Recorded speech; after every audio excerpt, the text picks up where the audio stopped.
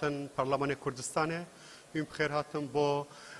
پنل دیدار سیاسی لجنه پیوندی در و روند کردستانی نوکه جک پنل چاره کتایبت به حال بجارتنن دهاتی عراق و پارلمان عراق و گورانکاری که چاوره کریل و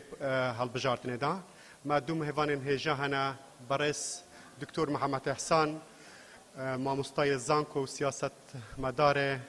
سیاسی کردستانه هر روزا برس تم کامل ما مستای زانکوی و اندام جواتیان اجتماعی بزود نوی گوران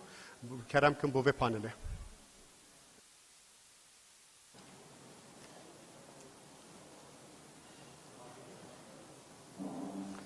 مفسکنم.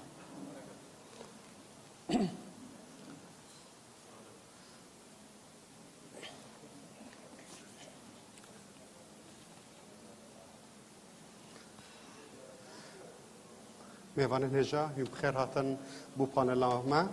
پانل ما سر هر برجاتن دهاتی عراقی او پارلمان عراقی او گورانکاری کوچاوره کرینه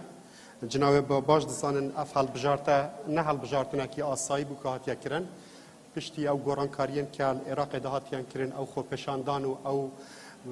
شاپول نرازیاتیا کل بغداد دست بکریا بوی سبب دست جکار کشانا برس عبدالمهدی هر روزا هاتنا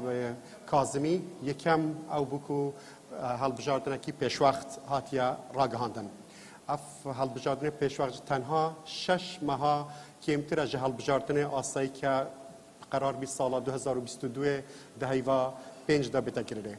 برس دکتر محمد احسان بسیار ما اولیست بو جنابت اف حال بجاردن آیندیا عراق د چابت خریطه عراق دب چه شوابت تایبتی هر ما کردستان ده و خریطه داب چه شواز بت کرم که بچونن جنابتا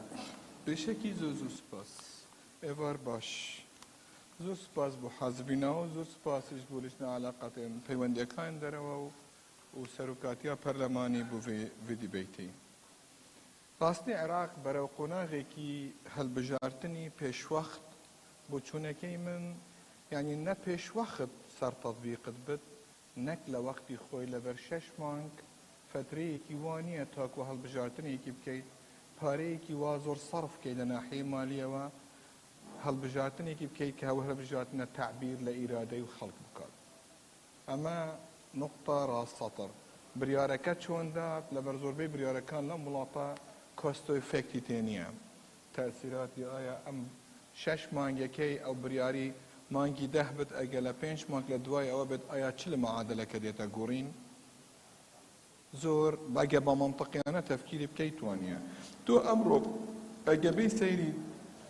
هالبجارتين دا هاتو تحذيراتي بكيت 400,000 کس ترخاند كرديه بو بجدار كدن اشراف كدن لسمهم هالبجارتنا ما بس الرقم بكين كاكوستو افكتا كي تشونا والتحدي كاني آيندا تشونا 44 تحالفت هيا 267 حزبت هيا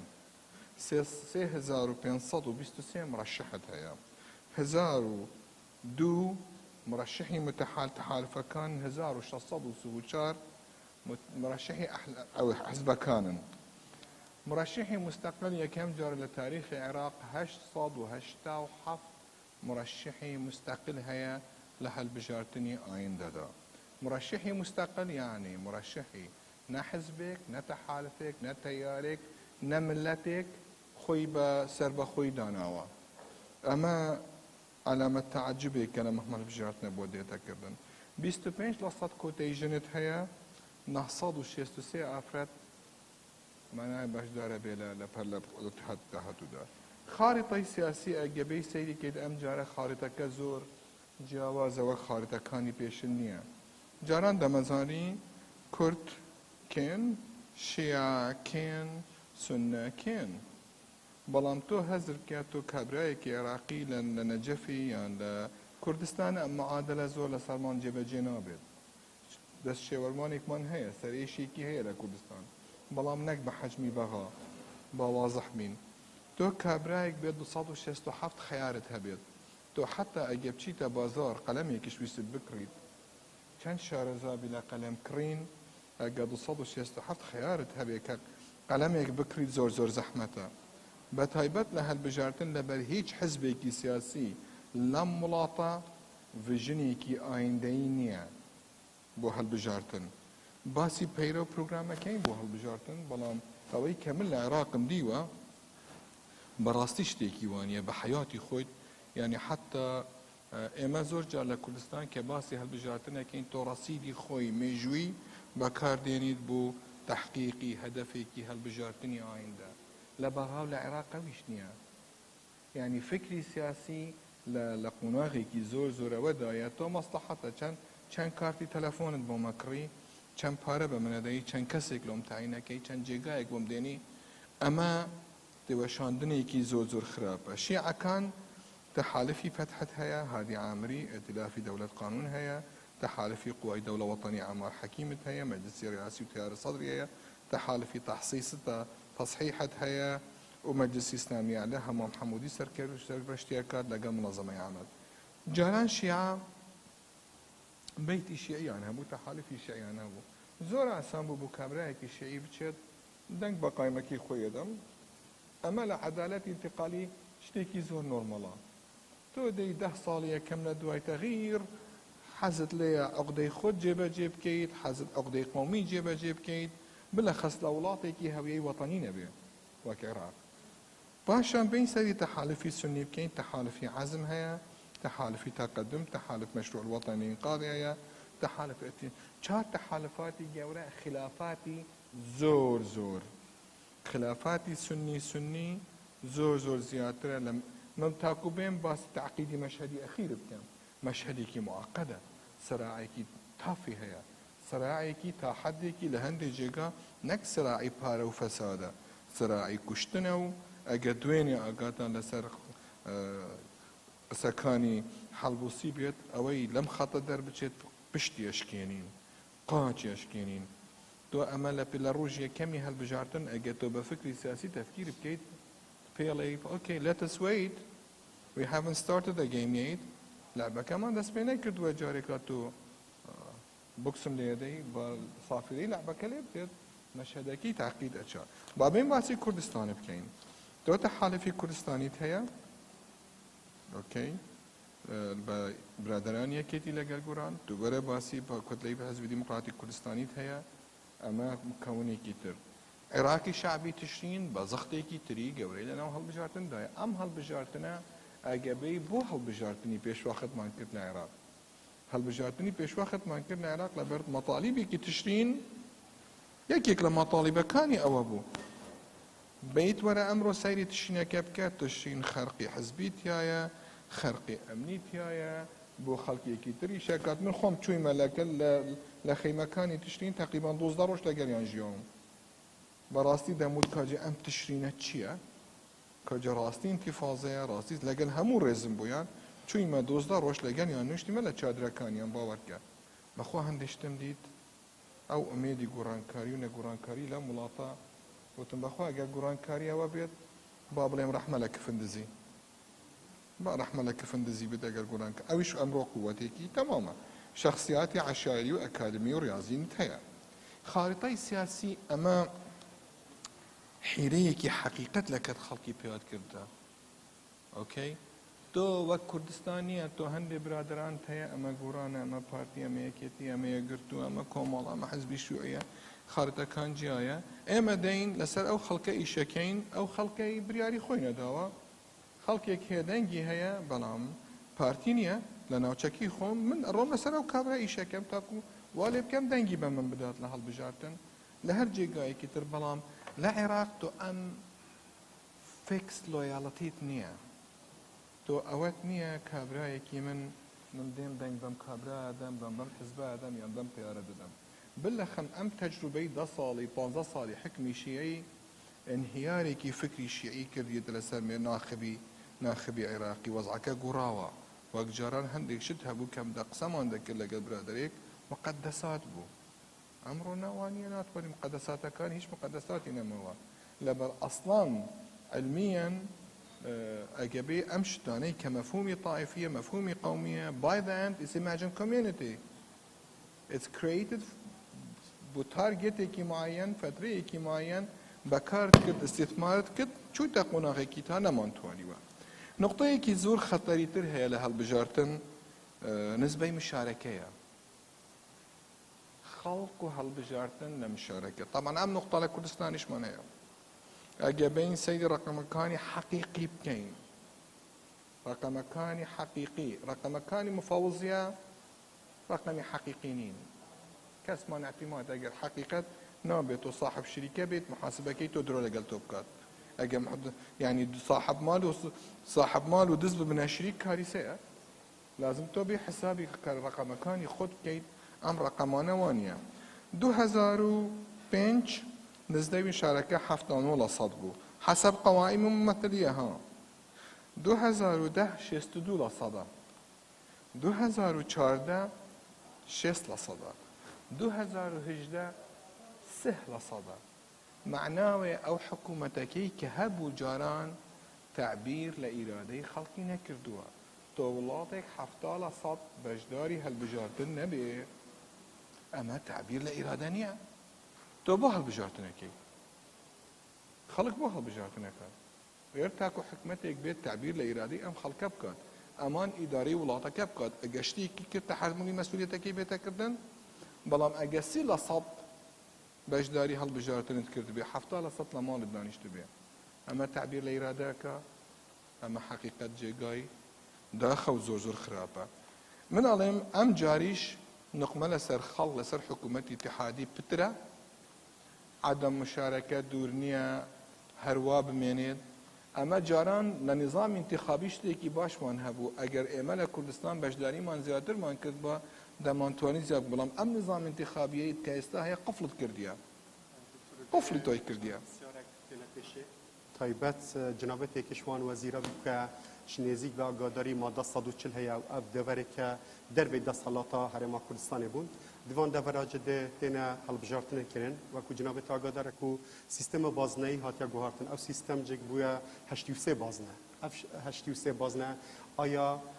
piştî van hilbijartina yan diva demê hilbijartina da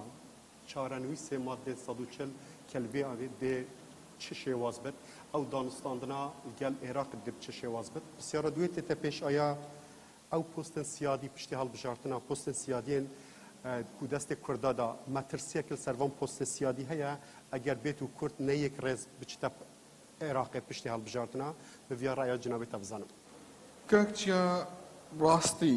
تظاني هكا تجهشتي مرحلة كش عمري تشبين جبين صالية بوري لازم تراستي قصاب كيد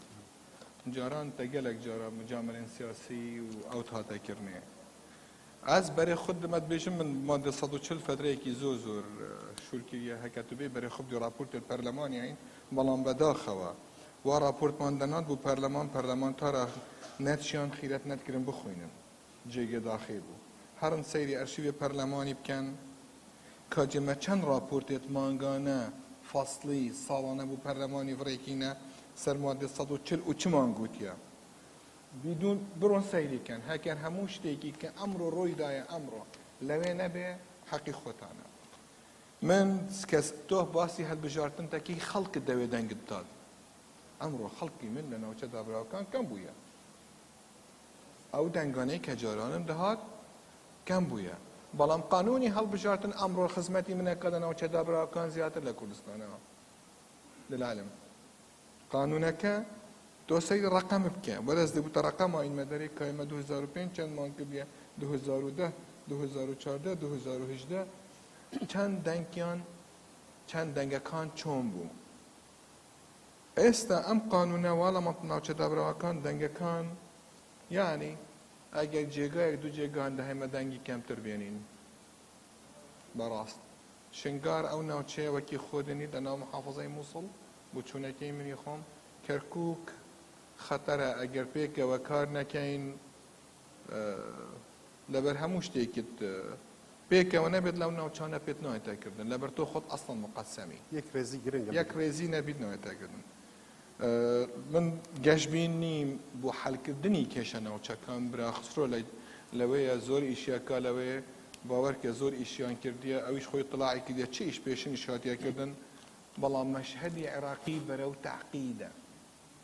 با درول خمان نکین براستی قصر کن که او خلقی که ل 2003 لدایک بویا امرو دبیت اندامی پرلمان لبغا ئەوە نە جوغرافی کوردستان ئەزانێ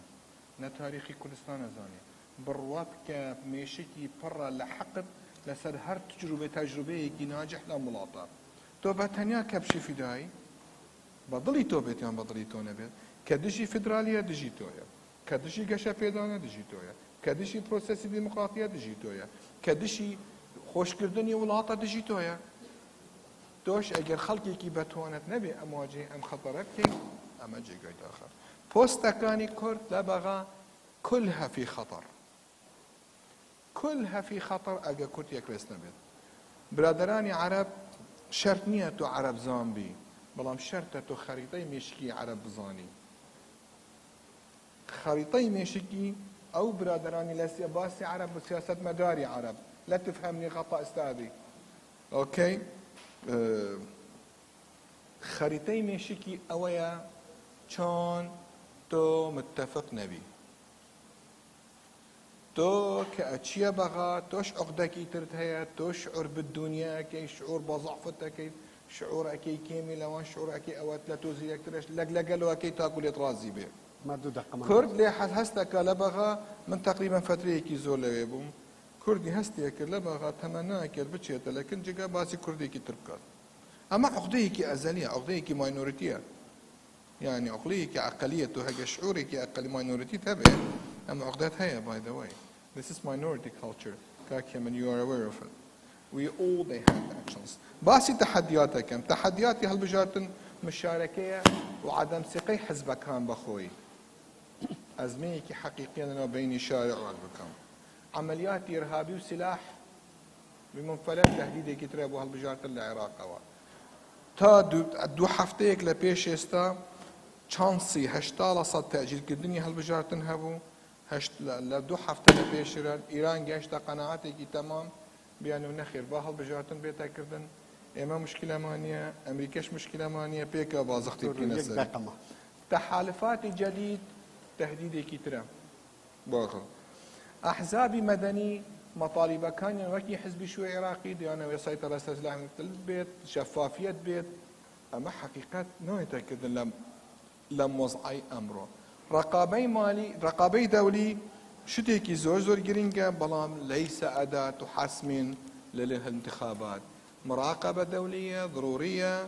بەڵام لا تحسم لا تنهي زۆر ئامادە لە سەردانانی لە عێراق ئێمە نەسیحەتم هەموو جارێ بۆ برادرانی خۆمان لە کوردستان work for the best prepare for the worst زۆر سپاس دکتۆر شول بکە بۆ باشترین سیناریۆ خۆت حاضر کە بۆ خراپترین سیناریۆ ئەمە بەخدای و هەڵبژارتنە دەست خۆش زۆر سپاس بەڕێز کاکستەم هەر نەفسی پرسیارێ بۆ جنابەت هەیە هەڵبژارتنێن داهات لە عێراقێ چارەنویسە هەرێما کوردستانی دوان هەڵبژارتنە چابێت و عێراق دێ چ شێوە بێت پشتی هەڵبژارتنە تایبەتی پشتی هاتنە سەر حکوما جو بایدنی دێ سیستما ئەو گۆڕانکاری عێراقی بچ شێواز بن و چه ئاراستاک چن کەرەم سەرەتا سڵاو لە ئامادەوانی بەڕێز سوپاس بۆ لیژنەی ئەم دیدارە و ئەم دەرفەتە سوپاسی لیژنەی پەیوەندیەکان و ڕەوەندی کوردستانی ئەکەین و خۆشحاڵم کە لەگەڵ دەرچوویەکی زانکۆی ئەگزیتەیە لە پانێڵێک بەشدارین و پرسێکی گرنگی وەکو هەڵبژارنەکانی داهاتوی عێراق و گۆڕانکارە سیاسیەکان کۆمانەکاتەوە ئەمەوێ زاکیرەی ئامادەبووان یەک تۆز بەرمە پێشەوە باسی ئەوە بکەم کە خۆپشاندانەکانی مانگی دەی 2019 خاڵی وەچەرخان بوو لە ژیانی سیاسی لە عێراقا خاڵی وەچەرخان بوو بۆ مانایی کە یەکەم جار بوو بەو فراوانیە بەو ڕێژە زۆرە خەڵک بڕژێتە سەر شەقامەکان و یەکەم جار بوو لە عێراقا بەو فراوانیە تند و تیژی و کوشت و کوشتار بەرامبەر بە خەڵکی مەدەنی بەکاربهێنرێت هەروەها یەکەم جاریش بوو لە عێراقا کە زەختی شەقام وا بکات سیاسیەک یاخود سەرۆکی ئەنجومەنی وەزیران بچێتە ماڵەوە و دەست لە کار بکێشێتەوە بۆ کبکردنەوەی ناڕەزایەتەکانی هاوڵاتیان دوابەدوای ئەو ڕووداوەی کاتێکە عادل عەبدولمەهدی چووە ماڵەوە دوو کاندید چانسیوان پێ نەدرا کە ببن بە سەرۆکی ئەنجومەنی وەزیران دواتر لە هەوڵی سێهەمە بەڕێز مستەفا کازمی بوو بە سەرۆکی ئەنجومەنی وەزیران و پرسی خۆ هەڵبژاردننی پێشوەخت بوو بە یەکێک لەو داواکاریانەی کە ئەو کابینەیە یاخود ئەو حکوومەتە ئینتقالیە یا ئەو حکوومەتە کە هاتۆتە سەر حکوم پێویست بکات ئەنجامیدا بۆ ئیمتیساسکردنی ناڕەزایەتەکان و هەروەها بۆ دامرکانەوەی شەقام لە دەرەنجامە یاسایەکی نوێ لە پەرلەمانی عێراق یاسای هەڵبژاردنەکان تعدیل کراوە دواتر هەندێک دەستکاری کراوە ئێستا عێراق یاسایەکی تری هەیە. لایانی باشی ئەم یاسایە ئەوەیە کە عێراقی دابەش کردووە بۆ 83 زۆن. بازنەکانی هەڵبژاردن ئێستا 83 بازنەی هەڵبژاردنمان هەیە و لەگەڵیشیە براوەی هەڵبژاردنەکان براوەی زۆرترین دەنگی نەگوێزراوەیە. ڕەنگە لایانی باشی ئەمە ئەوە بێت کە کاندید لە زۆنێکی جوگرافیا کاندی دەکرێت و دەنگدەر ئەتوانێت تاواسڵ و پەیوەندی لەگەڵ یا زۆر باشتر بێ و بتوانێت پرسی ئەکاونتەبڵەتی و بەرپرسیارەتی کاراتر بێ. بەڵام ئەمە ئەوە ناگەێنێت کام یاسایە خەوشی نەبێت و لایانی نەرێنی نەبێت. لە ئێستا دۆخی سیاسی و ئابووری و ئەمنی عێراق بەڕاستی لە دۆخێکی زۆر ئاڵۆزایە. لە ڕووداوەکانی چەند هەفتەی پێشووتر لە عێراق ئەوەی دەرخست کە ململانەی دەوڵەت و ئەوەی لە ئەدەبیاتی سیاسیە پێڵێن لا دەولە دەوڵەت و دەرەوەی دەوڵەت لە ململانەیەکی بەردەوامان و ڕووداوەکانی چەند هەفتەی پێشووتر ئەوەی دەرخست کە زۆر قورسە عێراق هەیبەت و شکۆی دەوڵەتی بۆ بجێڕێتەوە. ئەم هەڵبژاردنەی کە هێتە پێشەوە کە لە بینی دوو قەوسا پێوترێ هەڵبژاردننی پێشوەخت کە 6 مانگ وا ناکات کە ئەم هەڵبژاردنە کوالیفاید بێ یان پێودانگی پێشوەختی بەسەرە تەطبیق بکرێت لەبەرەوەی 6 مانگ کافی نییە بۆی بە هەڵبژاردنێک بڵێ پێشوەخت یعنی چەند ساڵ لانی کەم ساڵێک بۆ 2 ساڵ هەواکە هەڵبژاردنێک بە پێشوەخت دابندێت. ئەم هەڵبژاردنە لایانی کەم لە بەردەم 3 تەحەدا و 3 ئاڵنگاری زۆر سەرەکیایە. یەکەمیان مەسەلەی تەزویرە. ئایا تەزویر و ڕێژەی تەزویر لەم هەڵبژاردنەیە تا چەنە بێت؟ دووهەمیان بەشداری هاوڵاتیانە. ئایا نیزبەی بەشداری هاوڵاتیان لە هەڵبژاردننی داهاتووە تا چەنە بێت؟ پاشان سێهەمیان کە لە هەمووان گرنگترە مەسەلەی گۆڕانکاریکردنی فعلیە لە خەریتەی سیاسی و لە ژیانی سیاسی خەڵکە. کاتێک ئەڵێم فعلی مەبەستم هەژاندنی the status quo دۆخی باوە. ئایا دۆخی باوی ئێستای عێراق ئەهەژێ یان گۆڕانکاریەکی جەوهەری و گشتی پێوە دیار ئەبێت یاخود نا. پێشەوەی باسی ئەو تەحەدیانە بکەم ئەمەوێت دوو شت لە یەکتری جیا بکەینەوە لە عێراق کاتێک کە باسی پرۆسەی سیاسیەکەین. یەکەمیان شانۆی سیاسیە، ئەوەیە کە ئێمە هەمومان لەسەر شانۆی سیاسی لە عێراق ئەیبینین. دووهەمیان مەسەلەی پشتی شانۆی سیاسیە. لە عێراق پشتی شانۆی سیاسی کاریگەری زۆر زیاتری لەسەر ڕووداوەکان و لەسەر مەجای پرۆسەی سیاسی هەیە لە عێراق زیاترە لە شانۆ سیاسیەکە. لەسەر شانۆی سیاسی ئەمە ڕەنگە بتوانین لەسەر دوو ئاست قسە لەسەر هەڵبژاردننی داهاتوو بکەین. ئایا یەکەمیان هاوپەیمانێتەکان بەرەو کوێ ڕۆ؟ وەکو کاک دکتۆر باسی کرد هاوپەیمانەکان ئەم جارە وا بۆ ئاسانیە هێڵەکان دیار نین، بەڵکو هاوپەیمانێتەکان هاوپەیمانێتی ئاڵۆز و زۆر جار دژبەیەک و هەندێک جاریش ململانی زۆر توندیان لە بینە هەیە. پاشان مەسەلەی پشتی پەردەی سیاسیە. عێراق چ سیادەی ناوخۆیی و چ سیادەی دەرەکی لەژێر پرسیاری گەورەیە و بەردەوام هەردوو سیادەکەی خەرقەکرێ. بۆیە لە ناو پرۆسەی سیاسیە مۆڵگەکانی هێز چ لە مەرجعیەتە ئاینیەکان و چ لەو هێزانەی کە چەکیان بەدەستە لە دەرەوەی موسەساتی دەولە کە بەلا دەولە ناو ئەبرێن لە ژێرە و سەقفەیە کۆیکەمەوە لە تاسیراتی زۆریان هەیە. ئەمە لێگەڕێ لەوەی کە وڵاتان زلهێزانی دنیا و وڵاتانی ئەقلیمیش کاریگەریکی ڕاستەوە خۆیان لەسەر پرۆسەی سیاسی هەیە لە عێراقا. خاڵی وەچەرخانی بەهێزبوونی لادەولە بەرامبەر بە دەوڵەت ئەگەڕێتەوە بۆ شەڕی دەست بە داعش و ئەو کاتەی کە بە فەرمی کۆمەڵێک هێزی تایفی لە دەرەوەی پرۆسەی سیاسیە یاخود لە دەرەوەی موسەساتی دەولەیە چەکیان هەڵگرتووە بوون بە بەشێک لە پرۆسەی سیاسی لە عێراقا. لەوێ بەدووە بوو ئێمە ڕوبەڕووی حاڵەتێکە بینەوە کە دەوڵەت لە بەرامبەر لادەولەیە زۆر لاوازە بێت. بچمە سەر تەحەدیەکان مەسەلەی بەشداری سیاسیە. تا دێت بەشداری سیاسی لە عێراقا لە هەڵبژاردنەکانە لاوازە بێت. ساڵی 2018 داتاکانی لای من ئەڵێ لە 144 داتاکانی لای دکتۆر ئەڵێ لە 130 ما اختلفنا، بەڵام دۆخی عێراق بە پێوەری ئەمنی بە پێوەری سیاسی بە پێوەری گوزەرانی خەڵک بە تایبەت لە دوای هاتنی کۆرۆنا و پاشان دابەزینی نرخی دینار بەرامبەر بە دۆلار وای کردووە کە دۆخی گوزەرانی خەڵک زۆر خراپتر بێت. هەروەها ڕووداوەکانی دیسان و ئەگەڕێمەوە ڕووداوەکانی ئەم چەند هەفتەیەی ڕابردوو لە دوای دەستپێکردنەوەی جارێکی تری خۆپیشاندانەکان کارێکی کردووە کە پێشبینیەکرێت کە بەشداریکردنی سیاسی ئەم جارە کەمتر بێت، زۆر کەمتر بێت. بە پێی ستانداردە نێودەوڵەتیەکان ئەگەر لە سەدا 40 کەمتر بەشداری بکرێت ئەو کات بە یەکێک لە ڕیکۆردە جیهانەکان دانرێت لە مەسەلەی کەمترین بەشداریە. نەبوونی بەشداری سیاسی بۆ کێشەیە. کاتێک کە ئێمە بەشداری سیاسیمان نەبێت ئەبێتە هۆکاریەوەی کە لاوازی و شەرعێتی حکومڕانی لاوازە بێت. ئێستا سەیری سێسەرۆکایەتەکەی کاتێک ئینسان بە چاوی بەحسێک سەیری سێسەرۆکایەتەکەی عێراقەکات بۆی دەرەکەوێت کە قوڵایی پەرلەمانی نەبوونی قوڵایی پەرلەمانی لە پشتی سێسەرۆکایەتەکەەوە چەند گرفتە لە پرۆسەی سیاسیە لە عێراق. پاشان لاوازی کەمی شەرعێتی حکومڕانی ئەبێ بەهۆی بربەست لە بەردەم چاکسازیەکی ڕیشەیی حکومەتەکەوا کە ئەدایەکی لاوازی هەبێ. ئەمەش دیسانەوە ئەبێتە هۆی کاتێک کە حکومەتیش ئەدای لاواز ئەبێتە هۆی ئەوەی کە خۆپیشاندانەکان و ڕانڕزایەتەکان جارێکی تر سەر هەڵبنەوە. کاتێک ئەمەش سەر هەڵەیاتەوە حکومەتێکی لاوازە هەیە ناتوانێت چاکسازی بکە شەقام جارێکی تر ئەجوڵێ بەمەش جارێکی تر ئەگەرێکی کراوەیە کە چیرۆکی هەڵبژاردننی پێشوەخت جارێکی تر بێتەوە ناو پرۆسەی سیاسی ئەمە لە حاڵەتێکە ئەگەر هەڵبژاردنەکان لە کاتی خۆیان بکرێت. پاشان مەسەلەی تەزویرە. ئەوەی کە پێیانەوترێ هێزە تشرینەکان بەڕاستی ئێستا گروپێکی زۆر بە وازحی ئەزانن کە چیانەوێ بەڵام دیار نییە کە چیان ناوێت زۆر بە باسی ئەزان کە چیان ناوێ بەڵام دیار نییە کە چیانەوێت. بۆیە تشرینەکان بەشێکیان دابش بوون. هەندێکیان زۆر ڕادیکاڵن کە داوای شۆڕشەکەن و هەندێکی تریان داوای بایکۆتەکەن و هەندێکی تریشیان ڕایان وایە کە پارتی سیاسی دروستکەن چ بە تاک چ بە گروپی نوێ بەشداری لە خۆپیشاندانەکانە بکەن. بەڵام یاساکە جارێکی تر بێمەوە سەر ئەوە کە یاساکە یاسای هەڵبژاردنەکان بەربەستی زۆری دروست کردووە. یاساکە لە ڕووکەشە بۆ ئەوەیە کە هێزی نوێ و دەموچاوی نوێ بێنێتە پێشەوە بەڵام لە ناواخن و لە قوڵاییە بە باڵای هێزە تەقلیدەکانی ئێستا و بە باڵای هێزە سیاسیەکانی ئێستاە دووراوە. بە بەڵگەی ئەوەی کە لە کاتی تۆمارکردنی کاندیدەکانە بۆ دروستکردنی گروپی نوێ بەڕاستی بربەستی تەکنیکی زۆر دانراوە. 28 ساڵ کراوە بە پێوەریەوەی کە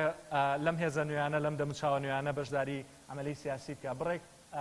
لە مەسەلەی کۆکردنەوەی ئیمزایە ژمارەیەکی زۆر دانراوە هەروەها پارێکی زۆر دانراوە بۆەوەی کە ئەم هێزە نوێیانە بتوانن گروپی نوێ دروستکەن و بتوانن کاریگەریان لەسەر پرۆسەی سیاسی هەبێ. ئەوەی کە تاوەکو ێستا باسیەکەین ئەوەیە کە بەڕاستی وێنە واقعیەکە وێنەیەکی ڕەشە تاریکە. پرسیارەکەوەی ئایا لەم تونێلەیە هیچ ڕووناکیەک هەیە یاخود ئێمە توانین چاوەڕێی هیچ جۆرێک لە ئومێد یاخود ڕووناکی بین؟ من بۆ وەڵامدانەوەی ئەم پرسیارە چەمکێک لە ژنە فەیلسوفی ئەڵمان هانە ئارێنت قەرز دەکەم. هانە ئارێنت کۆنسەپتێکی هەیە بە ناوی نەتالەتی کە بە مانای لەگەڵ لەدایکبوونی هەموو ئینسانێکە ئەگەری سەرەتایەکی نوێ و ئەگەری سەرەتای نیو بگنین هاتە ئارای سەرەتایەکی تازە بەردەوام لە هەناوی مرۆڤایە. هیچ شتێکیش وەکو سیاست مامەڵە لەگەڵ هاتنە پێشەوەی ئەگەری نوێ و سەرەتای نوێیان ناکات. لە ئێستاە کۆمەڵگەی عێراقی لە سا 60 لەخوا تەمەنی 30 ساڵەوەیە. ئەو گەنجەی لە 25 پێنجە شەهید کرا لە ساحەی تەحریرە لە دایکبووی 2003 لەو کاتەیە لە دایک بووە کە ڕژێمی پێشووی سەرکوتکاری عێراق ڕوخێنراوە. چیتر ئەم گەنجە گوتاری شەرعیەتی شۆڕژ یاخود گوتاری ڕوخاندنی ڕژێمی پێشوو دادی نایەت. چیتر بۆ ئەو مێژوویەکی دوورە. بۆ ئەم گەنجە ژیان گوزەران بارودۆخی کۆمەڵایەتی و عەدالەتی کۆمەڵایەتی لە هەموو شتێکی تر گرنگترە. بۆیە لە ئێستایە ڕاستە ئەم دەنگانە زۆر زووە چاوەڕێی ئەوە بین کە سەرەتایەکی نوێ و نەوەیەکی نوێی سیاسی لە عێراقا بێتە پێشەوە. ینی دیسانەوە ئەڵێمەوە زۆر زووە ئێمە چاوەڕێی تاقیکردنەوەیەکی لەو جۆرە بین. بەڵام ئەگەر ئەم هێزانە بەم جۆرە ئێستا بەردەوام بم ئایندەیەکی گەشتر یاخود سەرەتایەکی نوێ عێراق لە بەردەم سەرەتایەکی نوێ بێ بۆ چەند ساڵی داهاتوو. سینارە چاوەڕوانکردنەوەکان ئەوەیە کە من ڕەنگە تۆزێک هاوڕای دکتۆر نەبم ئەوەیە کە ڕەنگە هەڵبژاردنەکان دوا بخرێت. کۆمەڵێک هۆکار هەن. هۆکاری تەکنیکی هین بە حکمیەوەی کە من پسپۆری هەڵبژاردنەکان نیم بە خۆم نایم قسە لەسەر لایەنە تەکنیکاڵەتیەکانی ئەم بابەتە بکەم بەڵام بابەتە سیاسەکانی لایەنە سیاسەکەی ئەم پرۆسەیە گرنگە ئەویژەوەیە کە هێزە نزیک لە ئێرانیەکان ڕایان وایە ئەگەر خۆیان بەنە دەست شەپۆلی گۆڕانکاریکردن لە حکومەت و هەڵبژاردننی پێشوەخت ئەمە سابقەیەک دروست دەکات کە دواتر شەقام ئەتوانێت هەر کاتێک ویستی لەژێر زەختی شەقامە حکومەت و گۆڕانکاری بکرێت. بۆیە دروستکردنی سابقەیەکی لەم جۆرە بە قازانجی هێزە عێراقیەکان نییە بە هەمویانەوە. جگە لە سەدەیەکان بەڕاستی لە عێراقا کەس ئامادەی هەڵبژاردن نییە. ڕاستە بە گوتاری سیاسی هەمووی واڵێن، بەڵام لە ئەرزی واقعا کەسیان ئامادەی هەڵبژاردن نین و وەکو باسیشم کرد 6 مانگ بەڕاستی زۆر کەمە بۆی کە نایی بنین هەڵبژاردننی پێشوەخت. ئەمە لەگەڵەوەی کە دۆخی ئێستا بە هەموو پێوەرانەی کە باسم کرد زۆر خراپتر بووە. لە حاڵەتی ئەنجامدانی هەڵبژاردنەکانە سیناریۆکان بەکوێگەن بەواگەن کە بەڕاستی لاوازی و کەمی بەشداری سیاسیمانە بێ پرۆسەی پێکەێنانی حکومەت پرۆسەیەکی زۆر خراپتر زۆر ئاڵۆستر ئەبێت ئەمجارە. هەروەها بە پلەی یەکەم فەتحەکان و سەدرەکان ڕەنگە براوی یەکەمی هەڵبژاردنەکان بن، ئەمەش ڕەنگە بۆ ئەمریکا زەنگێکی مەترسیدار بێت. زۆر زۆر بە خێرایی هەرێما کوردستان زۆر بە خێرایی هەرێمی کوردستان دەبان هەڵبژاردنەدا چاوت. مەسەلەی پاراستنی قوارەی هەرێمی کوردستان لەم چەند ساڵەیە گفتوگۆیەکی زۆری لەسەرەکرێت. پرۆسەی سیاسی لە هەرێمی کوردستان بە بڕای ئێمە پرۆسەیەکە کە خەریکە میانڕەوێتی سیاسی یاخود عقلانیەتی سیاسی تیان نامێنێت. لە کوردستانە ئێمە دوو کامپی ڕادیکاڵمان هەیە. کامپێکمان هەیە لە کوردستان کە ڕای وایە بە پاساوی پاراستنی قوارەی هەرێم ئێمە ئەبێ هەندێک چاو بپۆشین لە خاوی پرۆسەی چاکسازی، تۆزێک چاو بپۆشین لە بەدیهێنانی سەروەری یاسا، هەروەها تۆزێک چاو بپۆشین لە بابەتی بەرهەمهێنان و سەرڕێگاخستنی حکومڕانیەکی ڕەشید. لە بەرامبەر ئەم کەمپەیە کەمپێکی تری ڕادیکاڵمان هەیە کە ڕای وایە لە کاتێکا کە دەسەڵات لە هەرێمی کوردستان تا حدێک مەرکەزیە و گوێ بۆ داخوازەکانی خەڵک و شەقام نایەت. بۆیە ئێمە پێویستەکات دەسەڵات لە هەرێمی کوردستان یاخود قوارەی هەرێمی کوردستان بەلایەنەوە گرنگ نییە کە ئەگەر ئەم قوارەیە هەڵوەشێتەوە دەسەڵات لە هەولێرەوە نەقڵ کات بیاد بە بەغدا. ئەم هەردوو ئەم تەوەجوها بەڕاستی گرفتی خۆی هەیە و هەردوو ئەم تەوەجوها پێویستی بە ڕەخنەکردنە. بەتایبەت ئەو وتارەی کە ڕای وابێت دەسەڵات لە هەولێر هەڵگری بێیت بە بەغا، ئەمە تێنەگەیشتنە لە قوڵای دەوڵەتی عێراقی و تێنەگەیشتنە لە قوڵایی ئەگەرەکانی ستەمکاری کە بەردەوام لە دەوڵەتی عێراقیە بمبورن. ئەگەر قسەکانم تۆزێک ڕادیکاڵ بێ ڕوو لە عێراق بەردەوام ئەو حزوڕەی هەیە. بۆیە پێویستە کوردستان پێویستی بە کەمپی سێهەمە. کەمپی سێهەم لە کوردستانە یاخود دیدگای سێهەم یاخود هێڵی سێهەم کە هێڵێکی میان ڕەو بێ بۆ گێڕانەوە و کۆکردنەوەی هەردوو لایەنەکە. ئەویش ئەوەیە کە ئێمە چارەسەرەکە ئەوە نییە کە دەسەڵات لە هەولێر یاخود لە هەرێمی کوردستان هەڵگرین بێین بە بەغا، بەڵکو دەسەڵاتێک چارەسەر ئەوەیە کە ئێمە هەوڵ بین لە هەرێمی کوردستان چاکسازی ڕیشەی بکرێت و لامەرکەزێتی دارایی و لامەرکەزێتێکی زۆر بۆ پارێزگاکان فراهم بکەین و هەوڵ بین عەدالەتی کۆمەڵایەتی و تەونی کۆمەڵایەتی بەهێز بکەین. بمبورە ئەگەر چەند سەرنجێکی ترم هەبێ زۆر قسە لەسەر پەیوەندیەکانی لەسەر ڕێخستنەوەی ناوماڵی کوردی ئەکرێت. ڕێخستنەوەی ناوماڵی کوردی بەڕاستی تەنها بە گوتار ناکرێت. پەیوەندیەکانی هەرێمی کوردستان بەشێک بۆ بەشێک ڕێخستنەوەی ناوماڵی کوردی پێویستمان بە دەستکاریکردن پارەدایم شفتێک هەیە، دەستکاریکردنی ڕوئیای سیاسی و فکری سیاسیمان هەیە بۆ پەیوەندیەکانی هەرێمی کوردستان و بەغداد. ئەم پەیوەندیانە تا ئاستێکی زۆر پەیوەندی حزبی و شەخسین، ئێمە پێویستەکە بیان کەین بە پەیوەندی موەسساتی و نیشتیمانی. کاتێک ئەڵێم بیکەین بە پەیوەندی نیشتیمانی مەبەستم ئەوەیە کە پۆستە سیاسیەکان ببن بە ئەولەویەتی دووەممان، بەڵکو فایل و پرسە سیاسیەکان بکەین بە ئەولەویەتی ژمارە یەکمان. هەروەها بە موەسساتیکردنی ئەم پەیوەندیە بەوا بێت کە ئێمە دەستەیەک دابنێین، دەستەی نیشتیمانی بۆ بە نیشتیمانیکردنی پەیوەندیەکانی نێوان هەرێمی بەغداد و عێراق کە لایەنی کەم 4 سیفاتی سەرەکی هەبێ. یەکەمیان ئەم دەستەیە بتوانێت بڕیاری سیاسی بات، دووهەمیان ئەم دەستەیە بتوانێت بڕیاری تەکنیکی بات، سێهەمیان ئەم دەستەیە بتوانێت لە ژێر چاودێری و ڕقابەی پەرلەمانی کوردستان بێت کە ئێمە پەرلەمانی کوردستان بە دامەزراوەیەکی گرنگی چاودێریکردنە زانین و بە مەرجەعیەتی عملیەی سیاسی زانین لە کوردستانە. هەروەها ئەم دامەزراوەیە پێویستە کات کە ئەرشیفێکی هەبێ. کاتێک کە کەسێک بۆ نمونە لە زانکۆکان یاخود لە سنتەرێکی توێژینەوە ئەوێت نامەی ماستەرێک یاخود دکتۆرایەک لەسەر 17 ساڵی ڕابردووی پەیوەندی نێوان هەرێمی و بەغداد بنووسێت، پێویستە کات کە ئێمە ئەرشیفێکمان هەبێت. هەروەها ئەم دەستەیە پێویستە کات کە سنتەرێکی دراساتی هەبێت بتوانێت لە نەمازجەکانی هاوشێوەی دەوڵەتی فیدراڵی سوود وەربگرێت. کۆتایی قسەکانم ئوستاز کۆتایی قسەکانم بەوا هێنم کە بڵێم ئەم کاری کە کردوتانە بەڕاستی جێگەی دەستخۆشیە. جێگەی دەستخۆشیە کە دەرگای پەرلەمانەکەنەوە بۆی کە خەڵکی دەرەوەی پەرلەمانیش بانگەکەن لە بابەت و لە پانێڵ و لە گفتوگۆی گشتیە بەشدار بن. بەڵام هاوڕێیانە من سەرنجێکم هەیە هیوادارم بە سەرۆکایەتی پەرلەمان بە ڕۆحێکی وەرزشیەوە لێم وەربگرن. پەرلەمانی کوردستان گرفتی زۆرە. یەکێک لە گرفتەکانی ئەوەیە کە ئەم مؤسسەیە دیواری هەیە لەگەڵ خەڵکە. کاتێک ئەڵێم دیواری هەیە بە تعبیری دیواری حەقیقی کە پرزگە و دیوارێکی بەرز لە خەڵک و لە شەقام جیاتانەکاتەوە. دووهەمیان ئەم دیوارە پەیوەندی بەوە هەیە کە دەنگی خەڵک زۆر نابیسترێ لە پەرلەمانی کوردستانە. پێشنیارەکەی بەندە ئەوەیە کە سەکۆیەک دروست بکەن یاخود دەرفەت بن کە چین و توێژەکانی کۆمەلگای کوردی دەرفەتیان هەبێ کە قسە بکەن. بێنە پێشەوە بتوانن لە پەرلەمانی کوردستانە